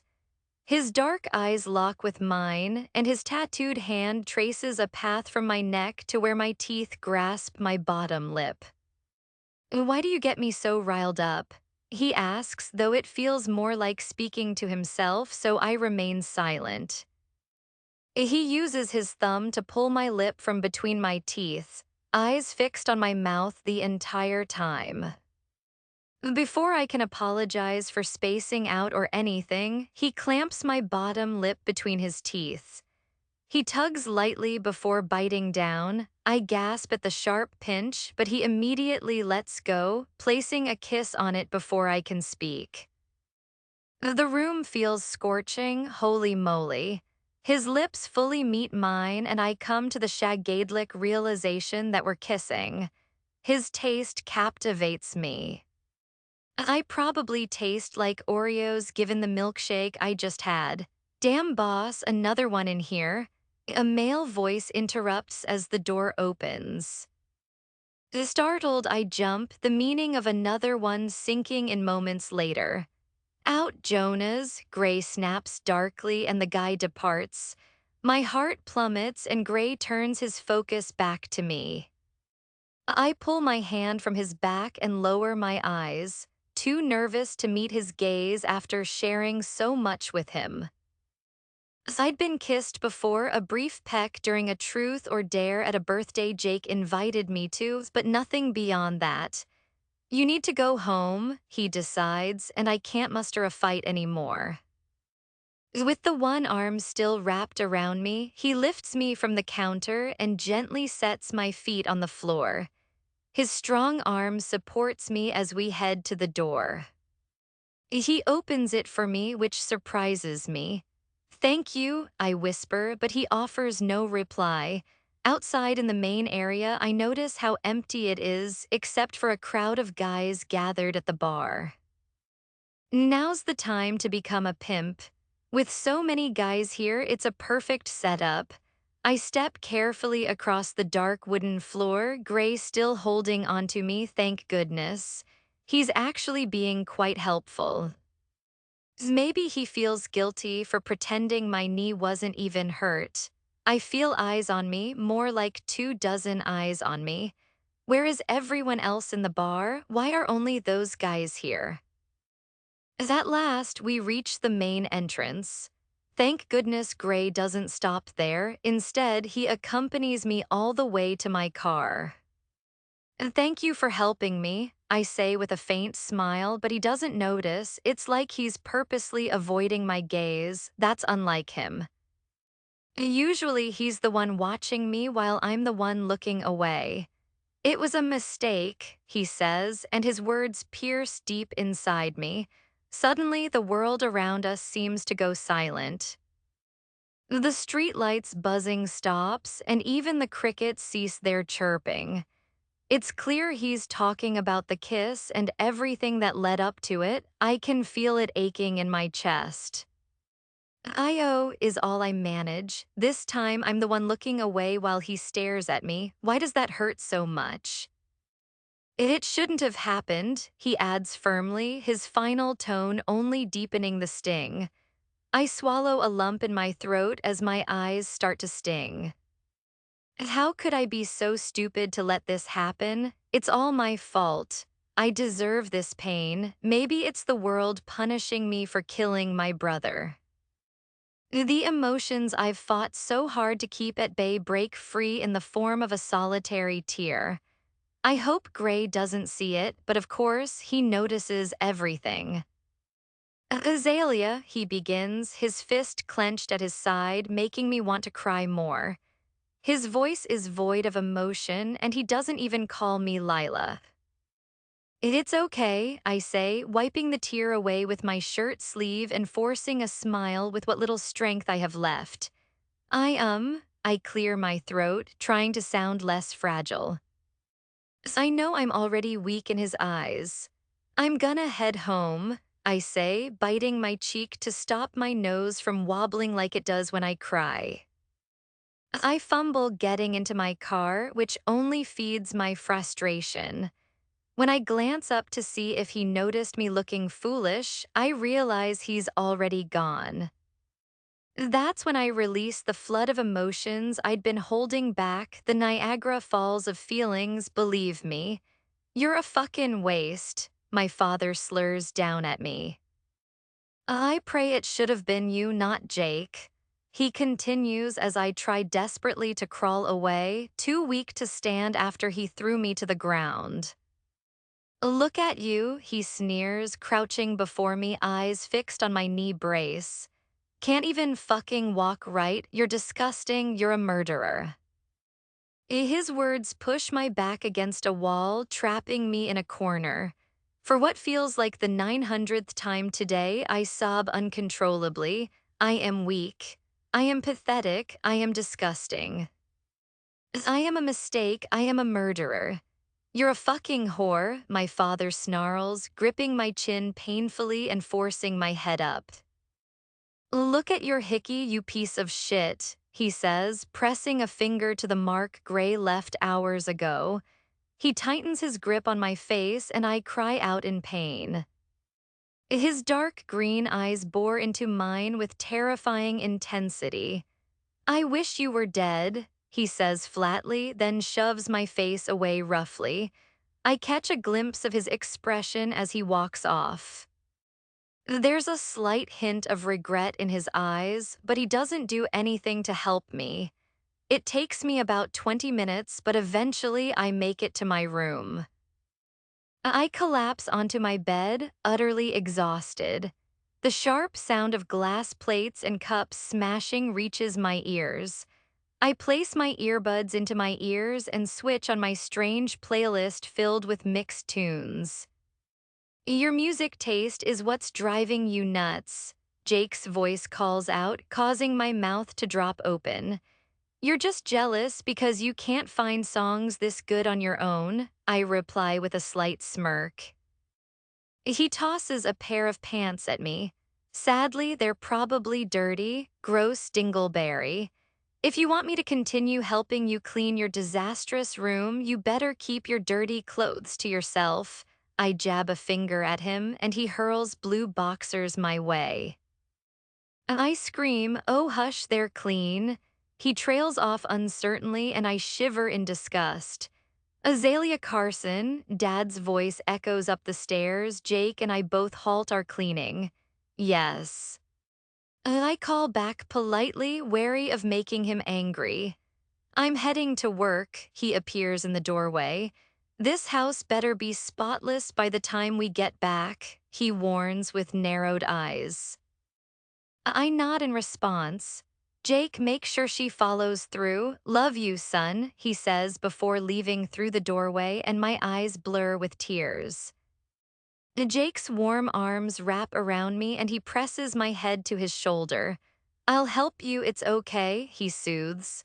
I love you, okay. He utters the words I've always longed to hear from Dad. I love you too. I hold him tightly as if he might vanish. Thank God he's not. Suddenly, I wake up and glance around for Jake. He was here moments ago in my arms. It felt so vivid. I hadn't had a memory that intense in some time. Those memories drain the most from me, reminding me how much I lost after Jake passed. I look at the clock. It's only 3:30 in the morning. I'm scared to fall back asleep because I know another dream awaits, maybe an even worse one. My thoughts drift toward the crash day, but I stop them immediately. The last time I revisited that day, it kept repeating on a loop I couldn't escape. The images appeared while I was awake and were far worse in sleep. Pictures of his lifeless bod. I stop abruptly. I stay wide awake until my alarm sounds. Once it goes off, I sluggishly climb out of bed. I shower while struggling to maintain balance on my single functioning leg. I pull on a white sundress with short sleeves, preferring casual wear. Dresses are easier when I can't bend one knee. Opening my closet, I grab a light pink sweater since it's a bit chilly today. I catch sight of my crutches tucked at the back of the closet, but silently flip them the middle finger. Though walking is tough, I refuse to use those cursed things. I sit on my bed and reach for a pair of tan sandals. One slides on easily, the other doesn't. Gritting my teeth against pain and frustration, I try to get the shoe onto my damned foot. Painful memories flood back from the daily struggle after the accident. I let my hair air dry until it falls into its natural, slightly wavy shape. I almost leave, but then remember something. Heading to the bathroom, I conceal the hickey on my neck. What a leech, I'm still very upset with myself. How can I go from being angry at him to acting all horny? If that's even a word, I have no clue, I'm not a dictionary. Then, to make matters worse, someone Lord knows who saw me stumbling my way out of his bar. He often talks about his friends. Perhaps all those men were indeed his friends. I can't help but feel envious of him. He has people to support him whenever he faces difficulties of any sort. I had to recover from a fatal crash entirely on my own. And carefully, I navigate the glass-covered floor to reach the front door. I grab my keys and head out. I enter the store at a slow pace, trying to mask the pain on my face. The last thing I want is for Mr. Tarrip to worry about me. He doesn't deserve to be burdened by my problems. I barely matter. As I find my chair and sit down, exhaling deeply as I do. "No, hello, Mr. Tarrip," he asks, stopping beside me. "I'm sorry," I reply with an apologetic smile. He settles on the arm of my chair. "What's wrong, darling? What's brought you to this state?" His voice is soothing. "I want him back," I say, my eyes closed so he won't see they're starting to water. "I've already cried in front of 2 people this week. I don't want to be a third." My heart it doesn't feel right, I murmur, unsure of how to express myself. "It hurts, it's heavy. It feels like nothing can ease the pain, mister." Tarrip completes my thought, the words I can't bring myself to say. "You can't keep what you've experienced bottled up inside," he admits. "It's haunting you, darling, I can see it." I rest my head on his side, and he gently brushes my hair away from my forehead. "I don't want it to haunt anyone else," I whisper, voicing the thoughts I've carried since the accident. "Have you thought about how others might feel? Maybe they don't want it to haunt you. I know I don't. Aaron doesn't, he really doesn't. Surely your parents don't either," he says. "My parents make sure it haunts me. My father never misses an opportunity to remind me that I killed my brother. You and Aaron shouldn't have to hear that," I tell him. "I want their memories of my brother to remain happy and perfect." "You're too kind," he says, kissing my head before returning to his tasks. "What about that guy who was here?" "You two seemed close." He changes the topic and my mood shifts. "I could tell he couldn't take his eyes off you." He nudges my shoulder. "He was probably just thinking how irritating I am." "I don't think he'll be coming around anymore," I sigh, noticing Mr. Tarrip's eyebrows knit in concern. "But I thought you two were friends." "I'm incapable of making friends," I bite my cheek. "I think I'm done," I confess to him. "What happened? You seemed fine together, especially when he was carrying you out of here."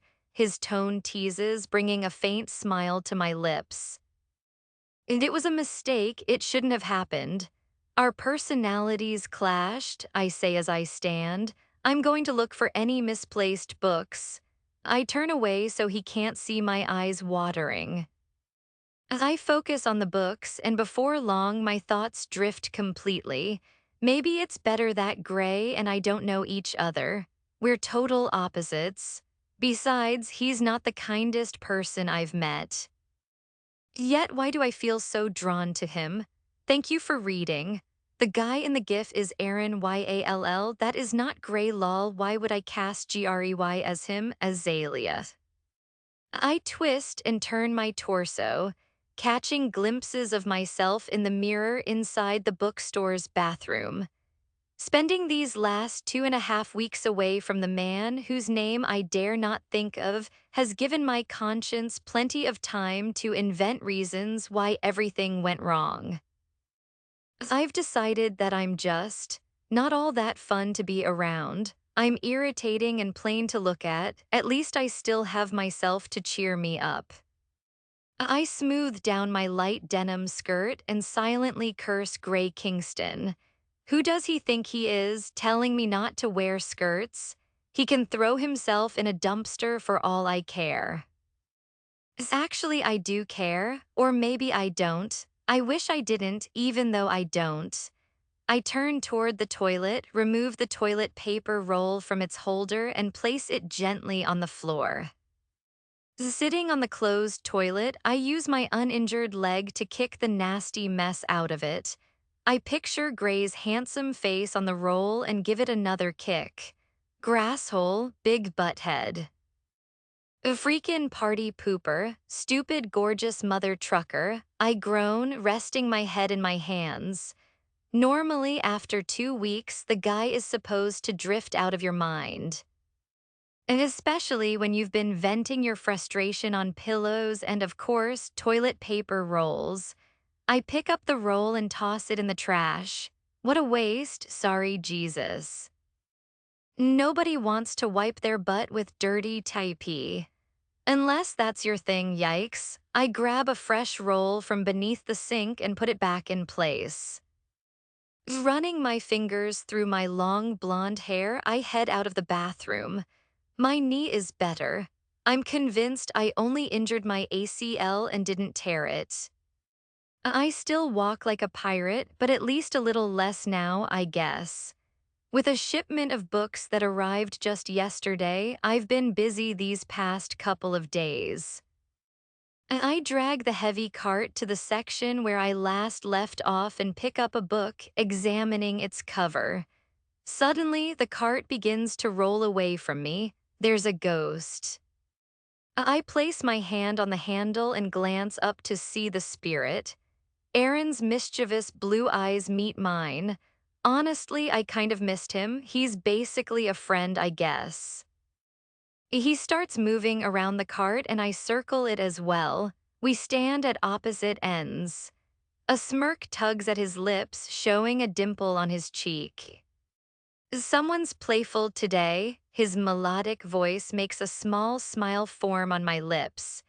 He moves again, and because I'm slower due to my injury, he catches my arm and pulls me toward him. He hugs me and I laugh softly at his cuddly side. I missed you, Aaron. I bite my lip, trying to hold back a laugh. You missed me? His voice rumbles against me. I'll have to come around more often then. I missed you too, Azzy. We pull apart and he looks down at my leg. What happened, Azalea? He bends to place his hand just below the brace. I fell over a chair. I can't do anything with myself, I sigh. I've been having a rough time. He looks up at me, a smile spreading over his face. His dimples are so cute, I just want to squeeze his cheeks. I know he notices my hands tightening at my sides. He knows what that means. Go ahead, he mutters, playfully rolling his eyes. I grab his cheeks and start acting like a grandmother fussing over her grandchild. It still bruises my ego that you're the only one who finds me adorable rather than attractive. He pouts as he gets up. Your tiny squeezy hands. He mimics how I squeeze my hands and I gently push him. Why are you having such a hard time? He tilts his head inquisitively and I press my lips together. How's college been? Good. I shift the topic, grabbing some books. Jake used to do that, don't you start it too? He remarks and I glance downward. Jake was a master at diverting conversations.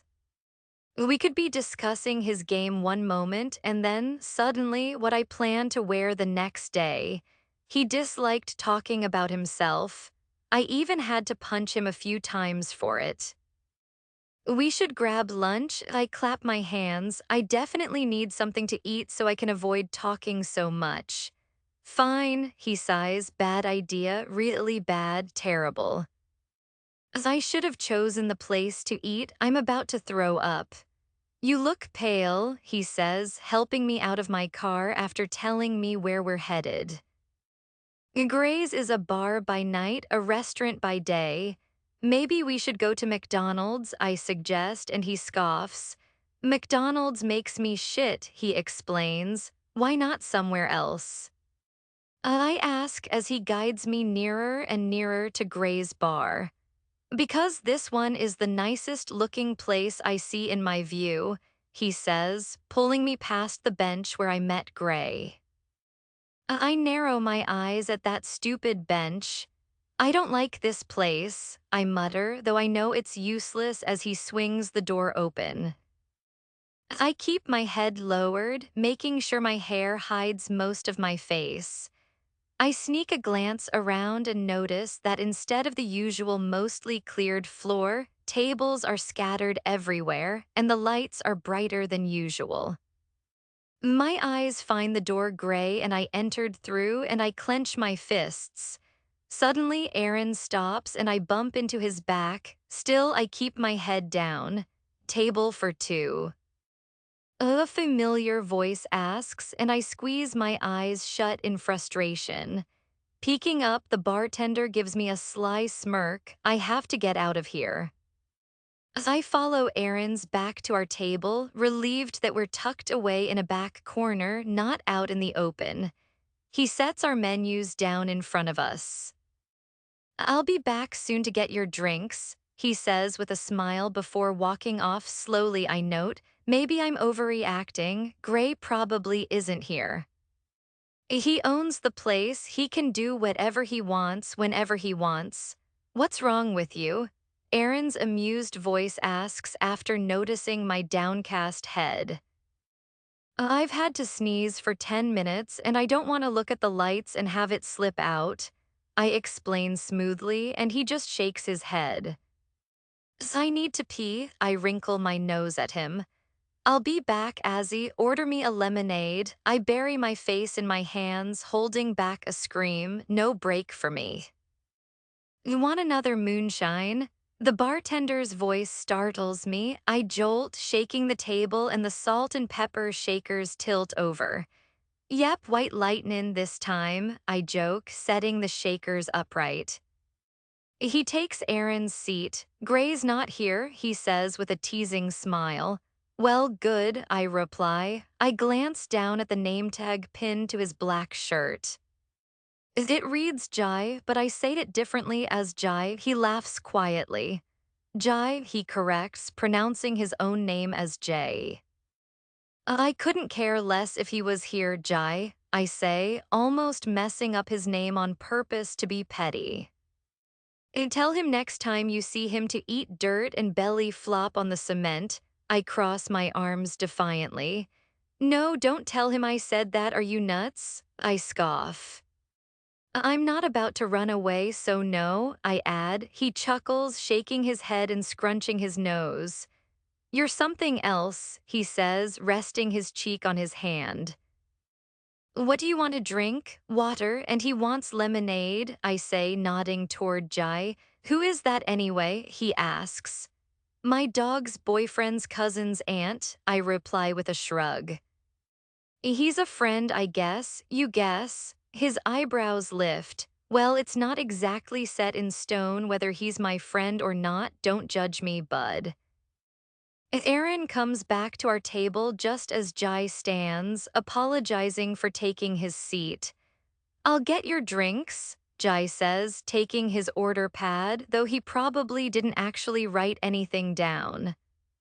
He walks away. He seemed friendly, Aaron comments as Jai goes to fetch our drinks. Do you know him or something? As if I told him I know him because I asked for an alcoholic drink, he'd have a heart attack, then scold me, then have another heart attack. He's my hooker. As after that slips out, Aaron and I go silent. God, you're wild, he laughs as Jai returns with our drinks. Jai leans down on my end of the table. As I'm about to throw a tantrum here in front of everyone and God. Can I get a salad, but not one of those with kale, you know? I don't want lettuce either, especially iceberg lettuce makes me sick. So a spinach salad is good if you have it. Oh, and ranch, lots of ranch. I don't even like salad that much. I babble, desperate to distract myself from thinking about Gray. I want to get out of here before he returns. Aaron, order, what do you want? I nudge him, biting my bottom lip anxiously. Azzy, I haven't looked at the menu. He'll have some chicken or whatever, I say, grabbing both menus and handing them to Jai, who's trying not to smile. I catch Aaron's eyes. What's got you in a hurry? He grabs both my hands worriedly. I have church to attend, I respond, playing it classy for once. I was tempted to say I had to poop, but that wouldn't make sense with a bathroom here. On a Thursday afternoon, yes, I hold my own service in my car, I say, nodding. I'm a child of God, I add with an innocent grin. Then you can have it any time, right? Since you run the service, he teases. Listen, God's a busy man, okay? I begin. He and I have a schedule, I say firmly. We wait, I peer out the window nervously, watching for any sign of a jerk, or I should say the jerk. A part of me wants to see him just to give him a piece of my mind. Part of me wants to pee my pants at the thought of his dark eyes glaring at me so maliciously, just like every time he catches sight of me. And how long could it possibly take to toss some spinach into a bowl? How are your parents? Wonderful, I reply, trying to keep my voice steady. I'm so tense, it feels as if I'm awaiting my impending doom. After what feels like a solid 15 minutes, here finally comes the slowpoke Jai.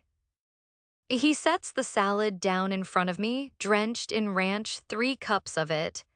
Then he hands Aaron his chicken, seasoned and sauced in some way that makes me think I should have ordered that instead. I pour all the ranch cups into my bowl and Aaron shakes his head at me. I'm about to devour this food like Patrick. Want some salad with that ranch? He teases. I tap my foot under the table, chewing my bottom lip while waiting for the world's slowest eater to finish his surprisingly small portion of chicken. I can feel your eyes on me, he smirks, glancing up from his food to look at me. Aaron, please stop talking and just eat, I plead. Darling, I know something's wrong, he says, setting down his fork. Is it because Jake used to come here? He asks softly, and I mask my shock. He used to come here. Yeah, I murmur, lowering my head to hide the guilt I know is clouding my eyes. For the next 5 minutes, he actually shovels food into his mouth. Jai soon approaches our table, and Aaron, being kind as always, pays for both of us. I'd forgotten I only had $3 on me. Finally, we leave, and I sigh with utter relief once we step outside. All my stress drifts away as I close my eyes and inhale the cool afternoon air. As I reach for my phone to check the time, only to realize it's no longer with me. I stop dead in my tracks and almost slump to the ground, overwhelmed by my own defeat. Are you okay? Is your knee hurting? Aaron stops with me. I forgot something at the restaurant, I say softly. I can go get it for you, he offers, placing a hand on my shoulder. I give him a grateful smile until my eyes catch sight of Grey Kingston from behind. Just as he's turning a corner, I see him.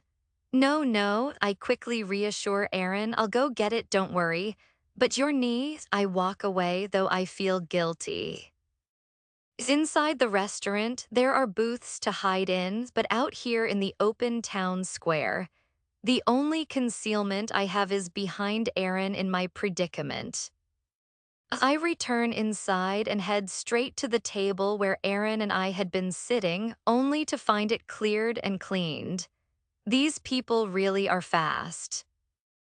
I scan the room for Jai and finally spot him emerging from doors likely leading to the kitchen. Jai, I call out and his head snaps toward me. A small smile plays across his lips as I approach. I left my phone here, did you see it or maybe pick it up?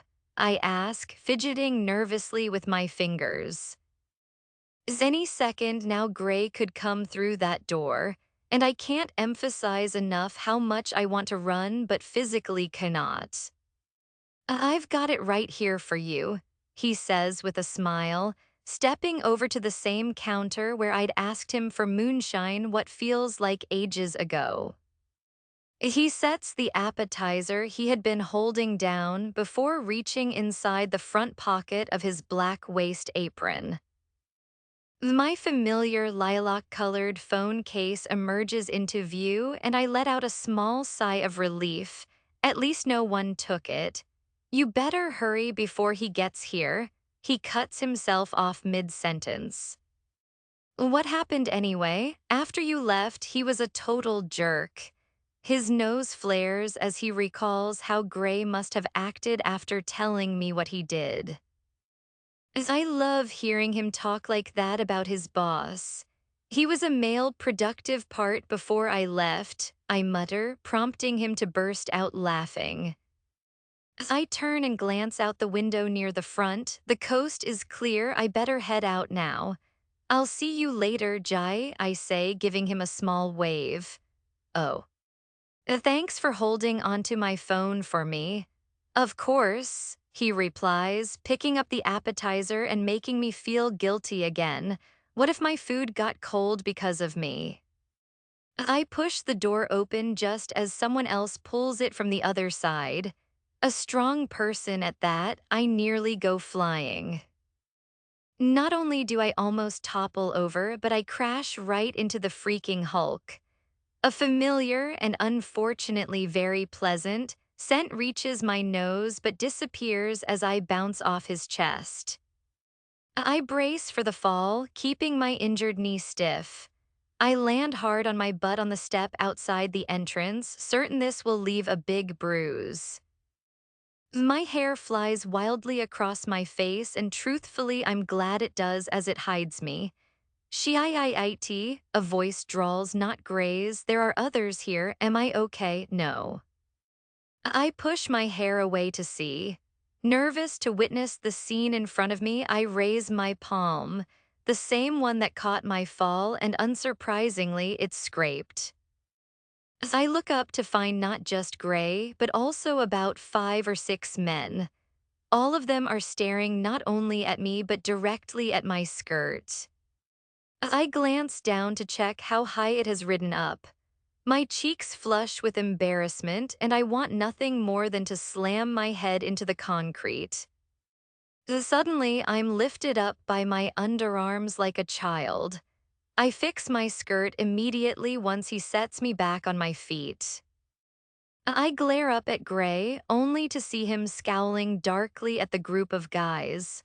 For the first time in over 2 weeks, I find myself hypnotized by his face. His jaw tightens fiercely.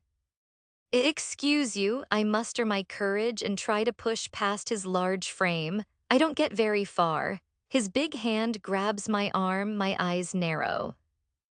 As he pulls me back, my gaze meets that one guy who had walked in on Gray kissing me. What's? His face smirks knowingly, and if Gray wasn't holding me, I'd have slapped him silly. Inside, Gray growls and the men begin filing in. I attempt to follow but am held back again by Mr. Bratt.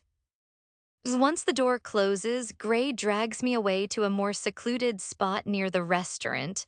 I try to maintain my ground, keyword try. Gray, I huff, let go of me. He says nothing, and frustration wells up inside me. What are you doing here?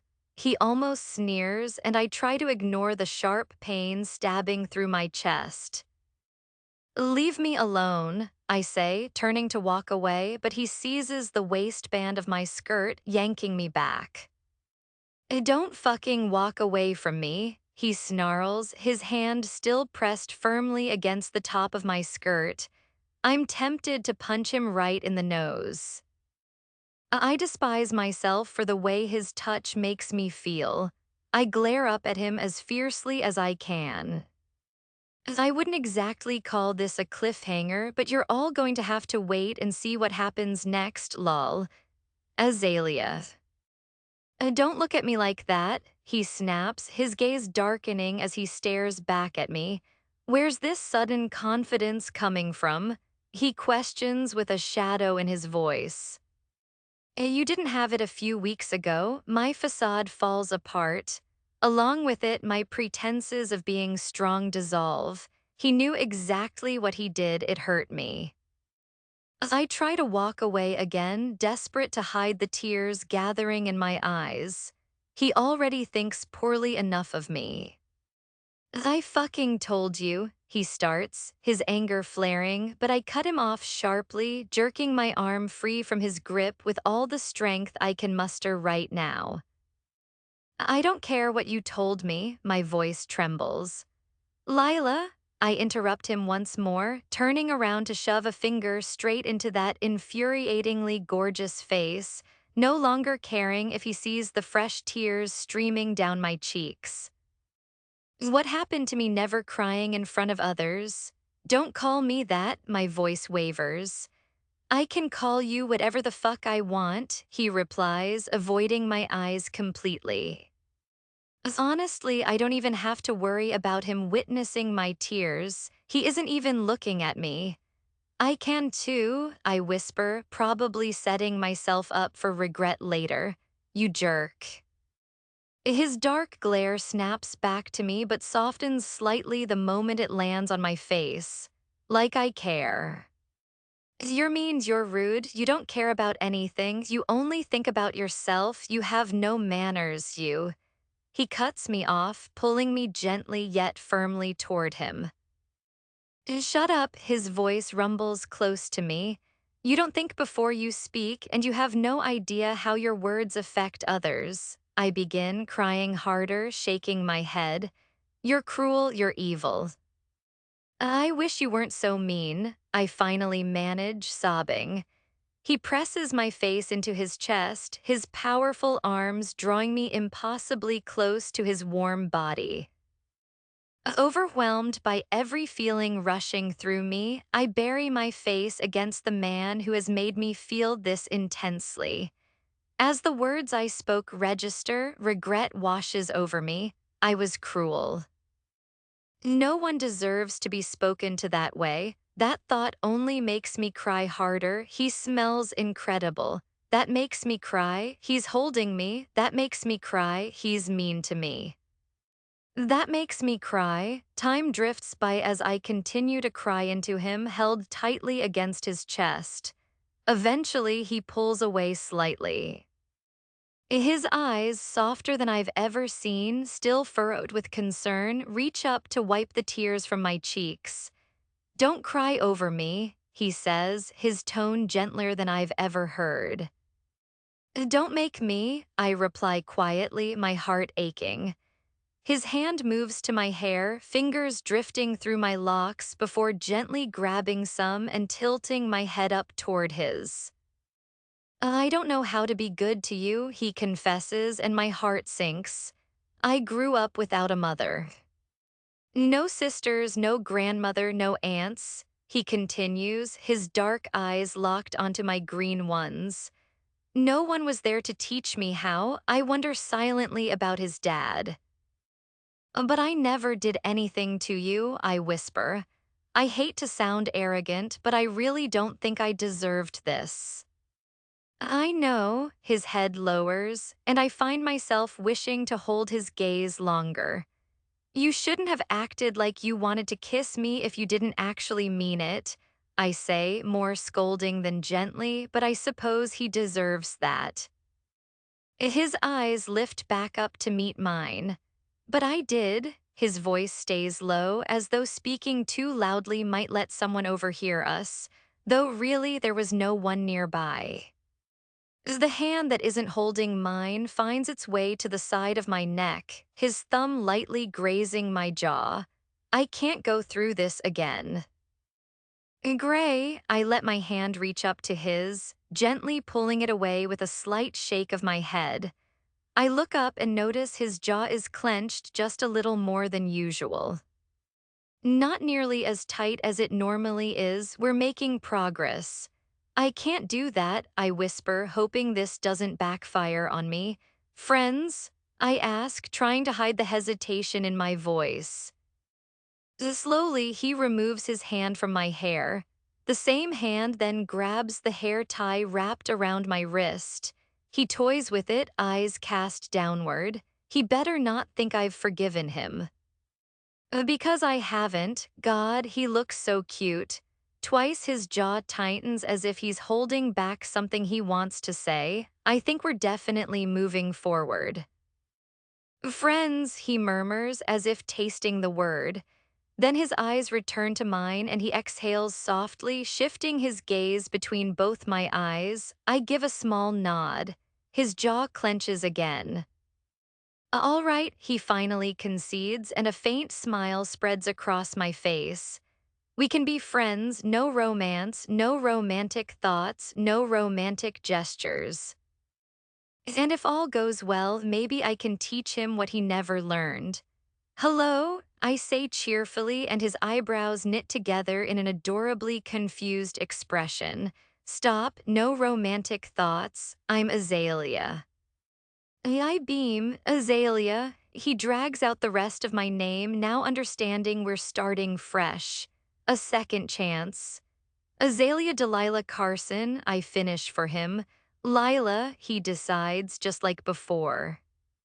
Though this time it's in a much kinder tone, no glare this time, I can definitely handle this. What's your name? Gray, he answers curtly, his eyes not acting like we're strangers. He can't stop staring at my legs. My legs don't have eyes, Gray, I say, making his eyes snap up to meet mine sharply before softening. Then don't wear that, he mutters under his breath, seemingly forgetting we're supposed to be strangers. You can't, he's cut off. That whole you can't tell me what to wear routine is out the window.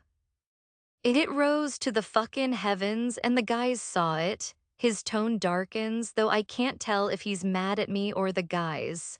Free show, am I right? Not funny, he grumbles, clutching the top of my waistband. I've decided Grumpy Gray is just who he is. Friends, I remind him gently, and he exhales sharply, loosening his grip on my waistband in a way that's more than just casual, his hands sliding along my waist.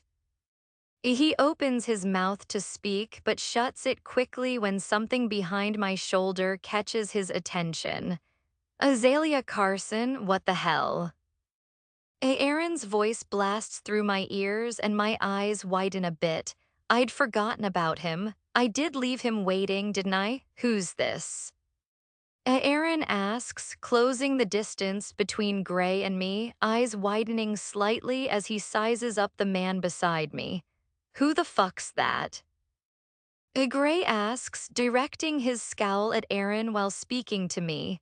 Aaron, this is my friend Gray, I hear Gray say as his knuckles crack in tension. Holy cow.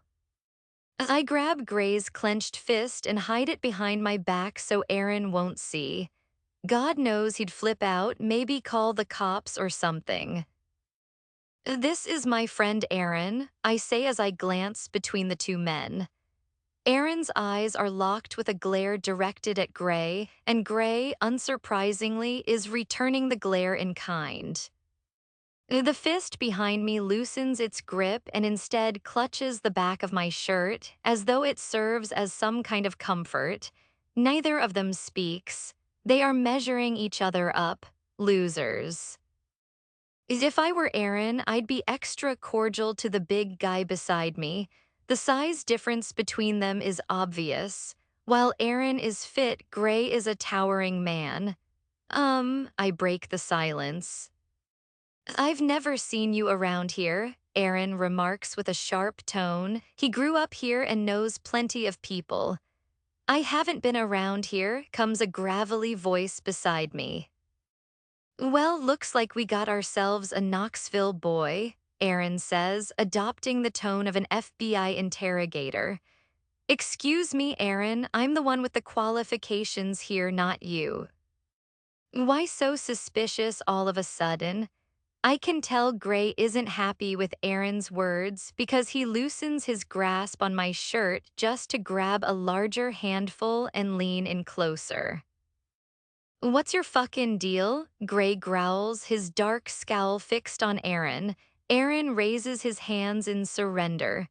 We should head back to the store, I interrupt before things escalate. Man, these two are stressing me out. I pull free from Grey's grip and take a step toward Aaron.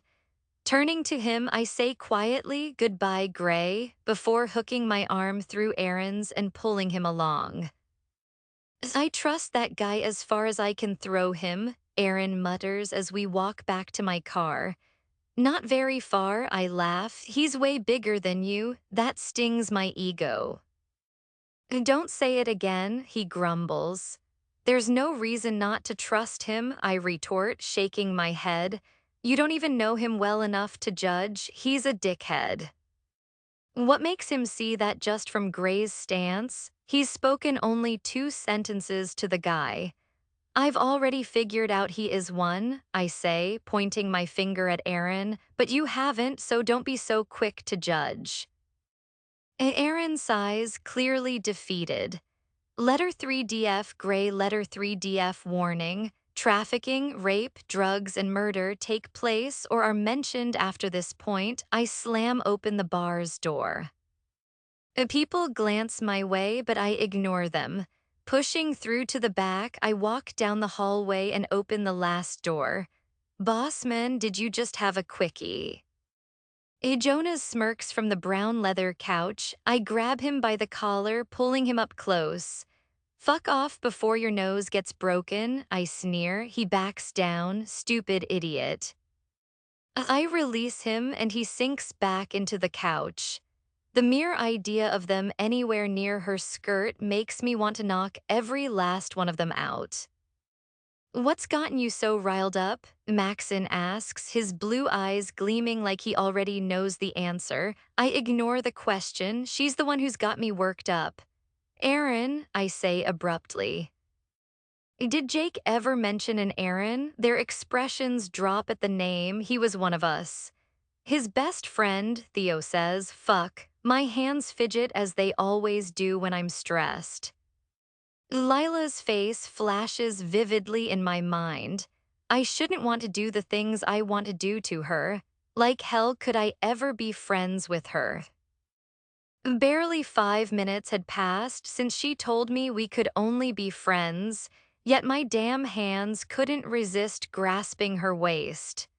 Just one kiss gave me a glimpse of what might have been. I know it was a mistake getting that close to her. Kissing her and holding her made me chase dreams that have no place in my mind. I shouldn't be happy that those dreams exist, but damn it, I am. After tasting her once, it felt impossible to be away from her. The way her hands clung to me made me want to stay there forever. She's too good for me, she's sweet. But no matter what, I can't stay away. There's something pulling me toward her. Every time I pass that damn store, I have to see her. She's got a sharp tongue, she drives me crazy, and she's wild. But fuck if she hasn't started growing on me. What makes it worse is that she's Jake's little sister. Even worse, she doesn't know about his role in our lives. And worse still, Jake made sure no one got near his baby sister. She was off limits even though none of us had actually seen her, except me. I was the only one he ever showed a photo of. Now I can't stop picturing her naked. Fuck me. I wish she would, but I don't know how to treat her right. I honestly don't. That's what you get with a shitty father and a mother who's never been there. I can't do this anymore. Jai storms into the room, running his hands through his hair and down his face. I hate taking orders, I hate serving food, I hate how people treat waiters like crap.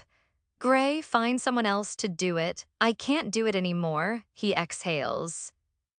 I tilt my head back and stare at him. Suck it up, bitch, Jonas starts, but I cut him off. Jonas, I grunt, and he turns to me. I nod toward Jai, who bursts out laughing. Are you serious? Jonas asks, his mouth hanging open. I'm not a people person, he adds, and I feel my teeth clench.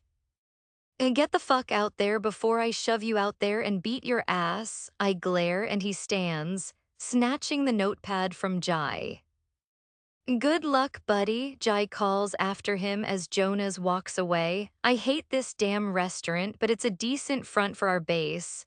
What time are we leaving? Jai asks.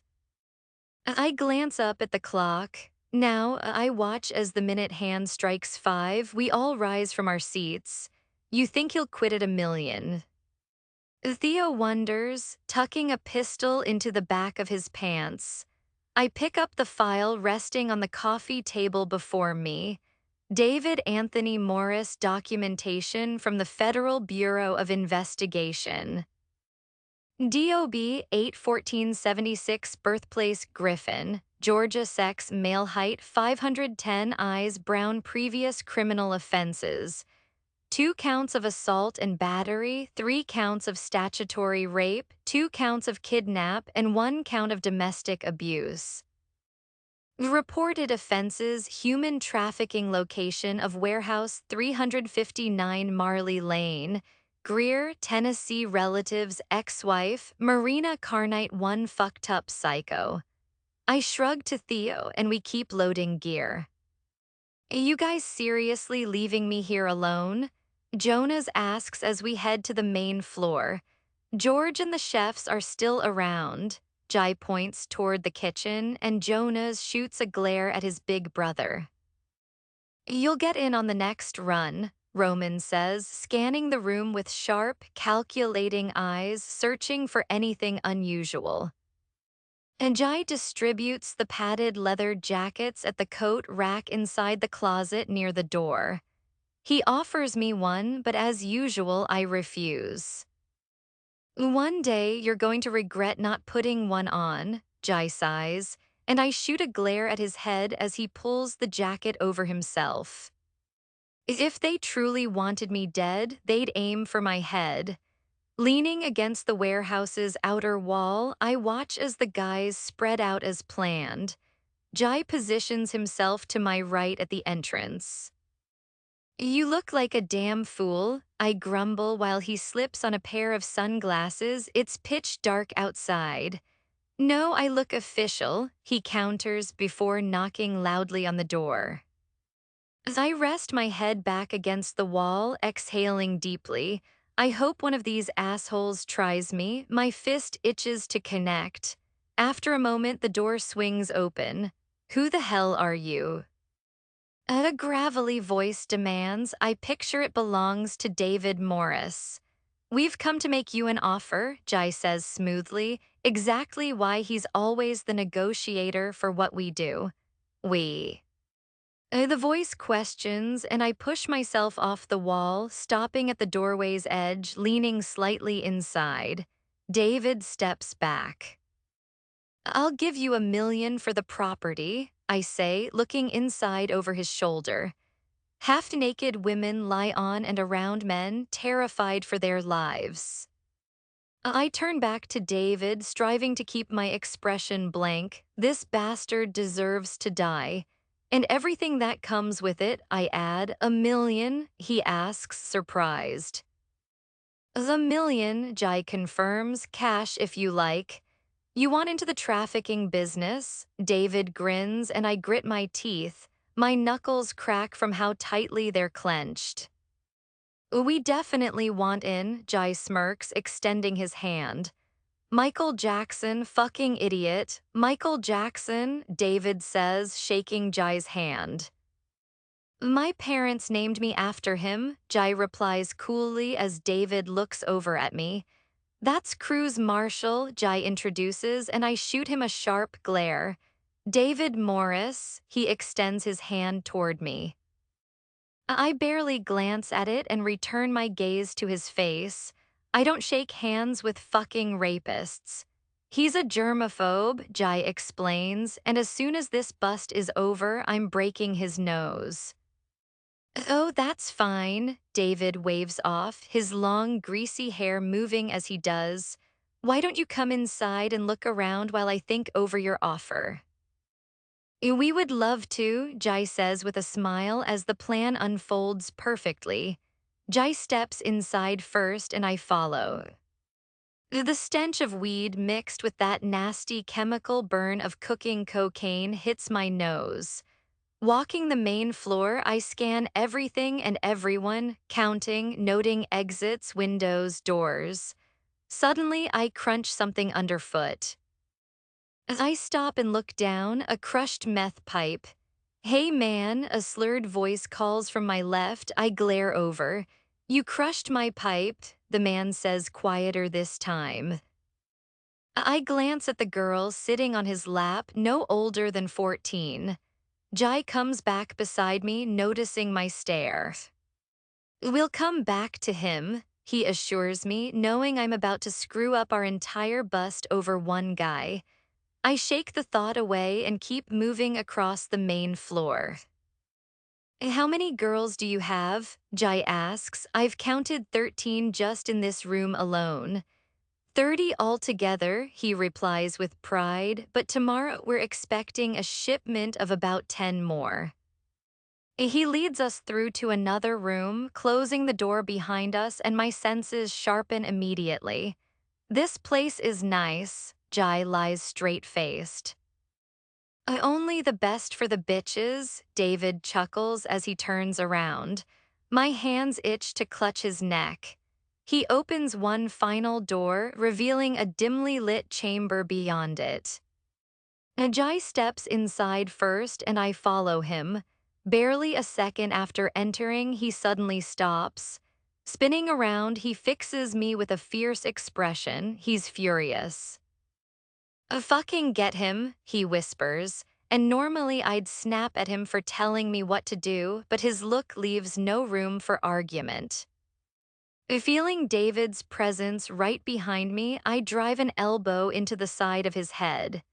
He crashes into the wall, and before he can shout to the stoned guys in the main room, my fist connects with the center of his face.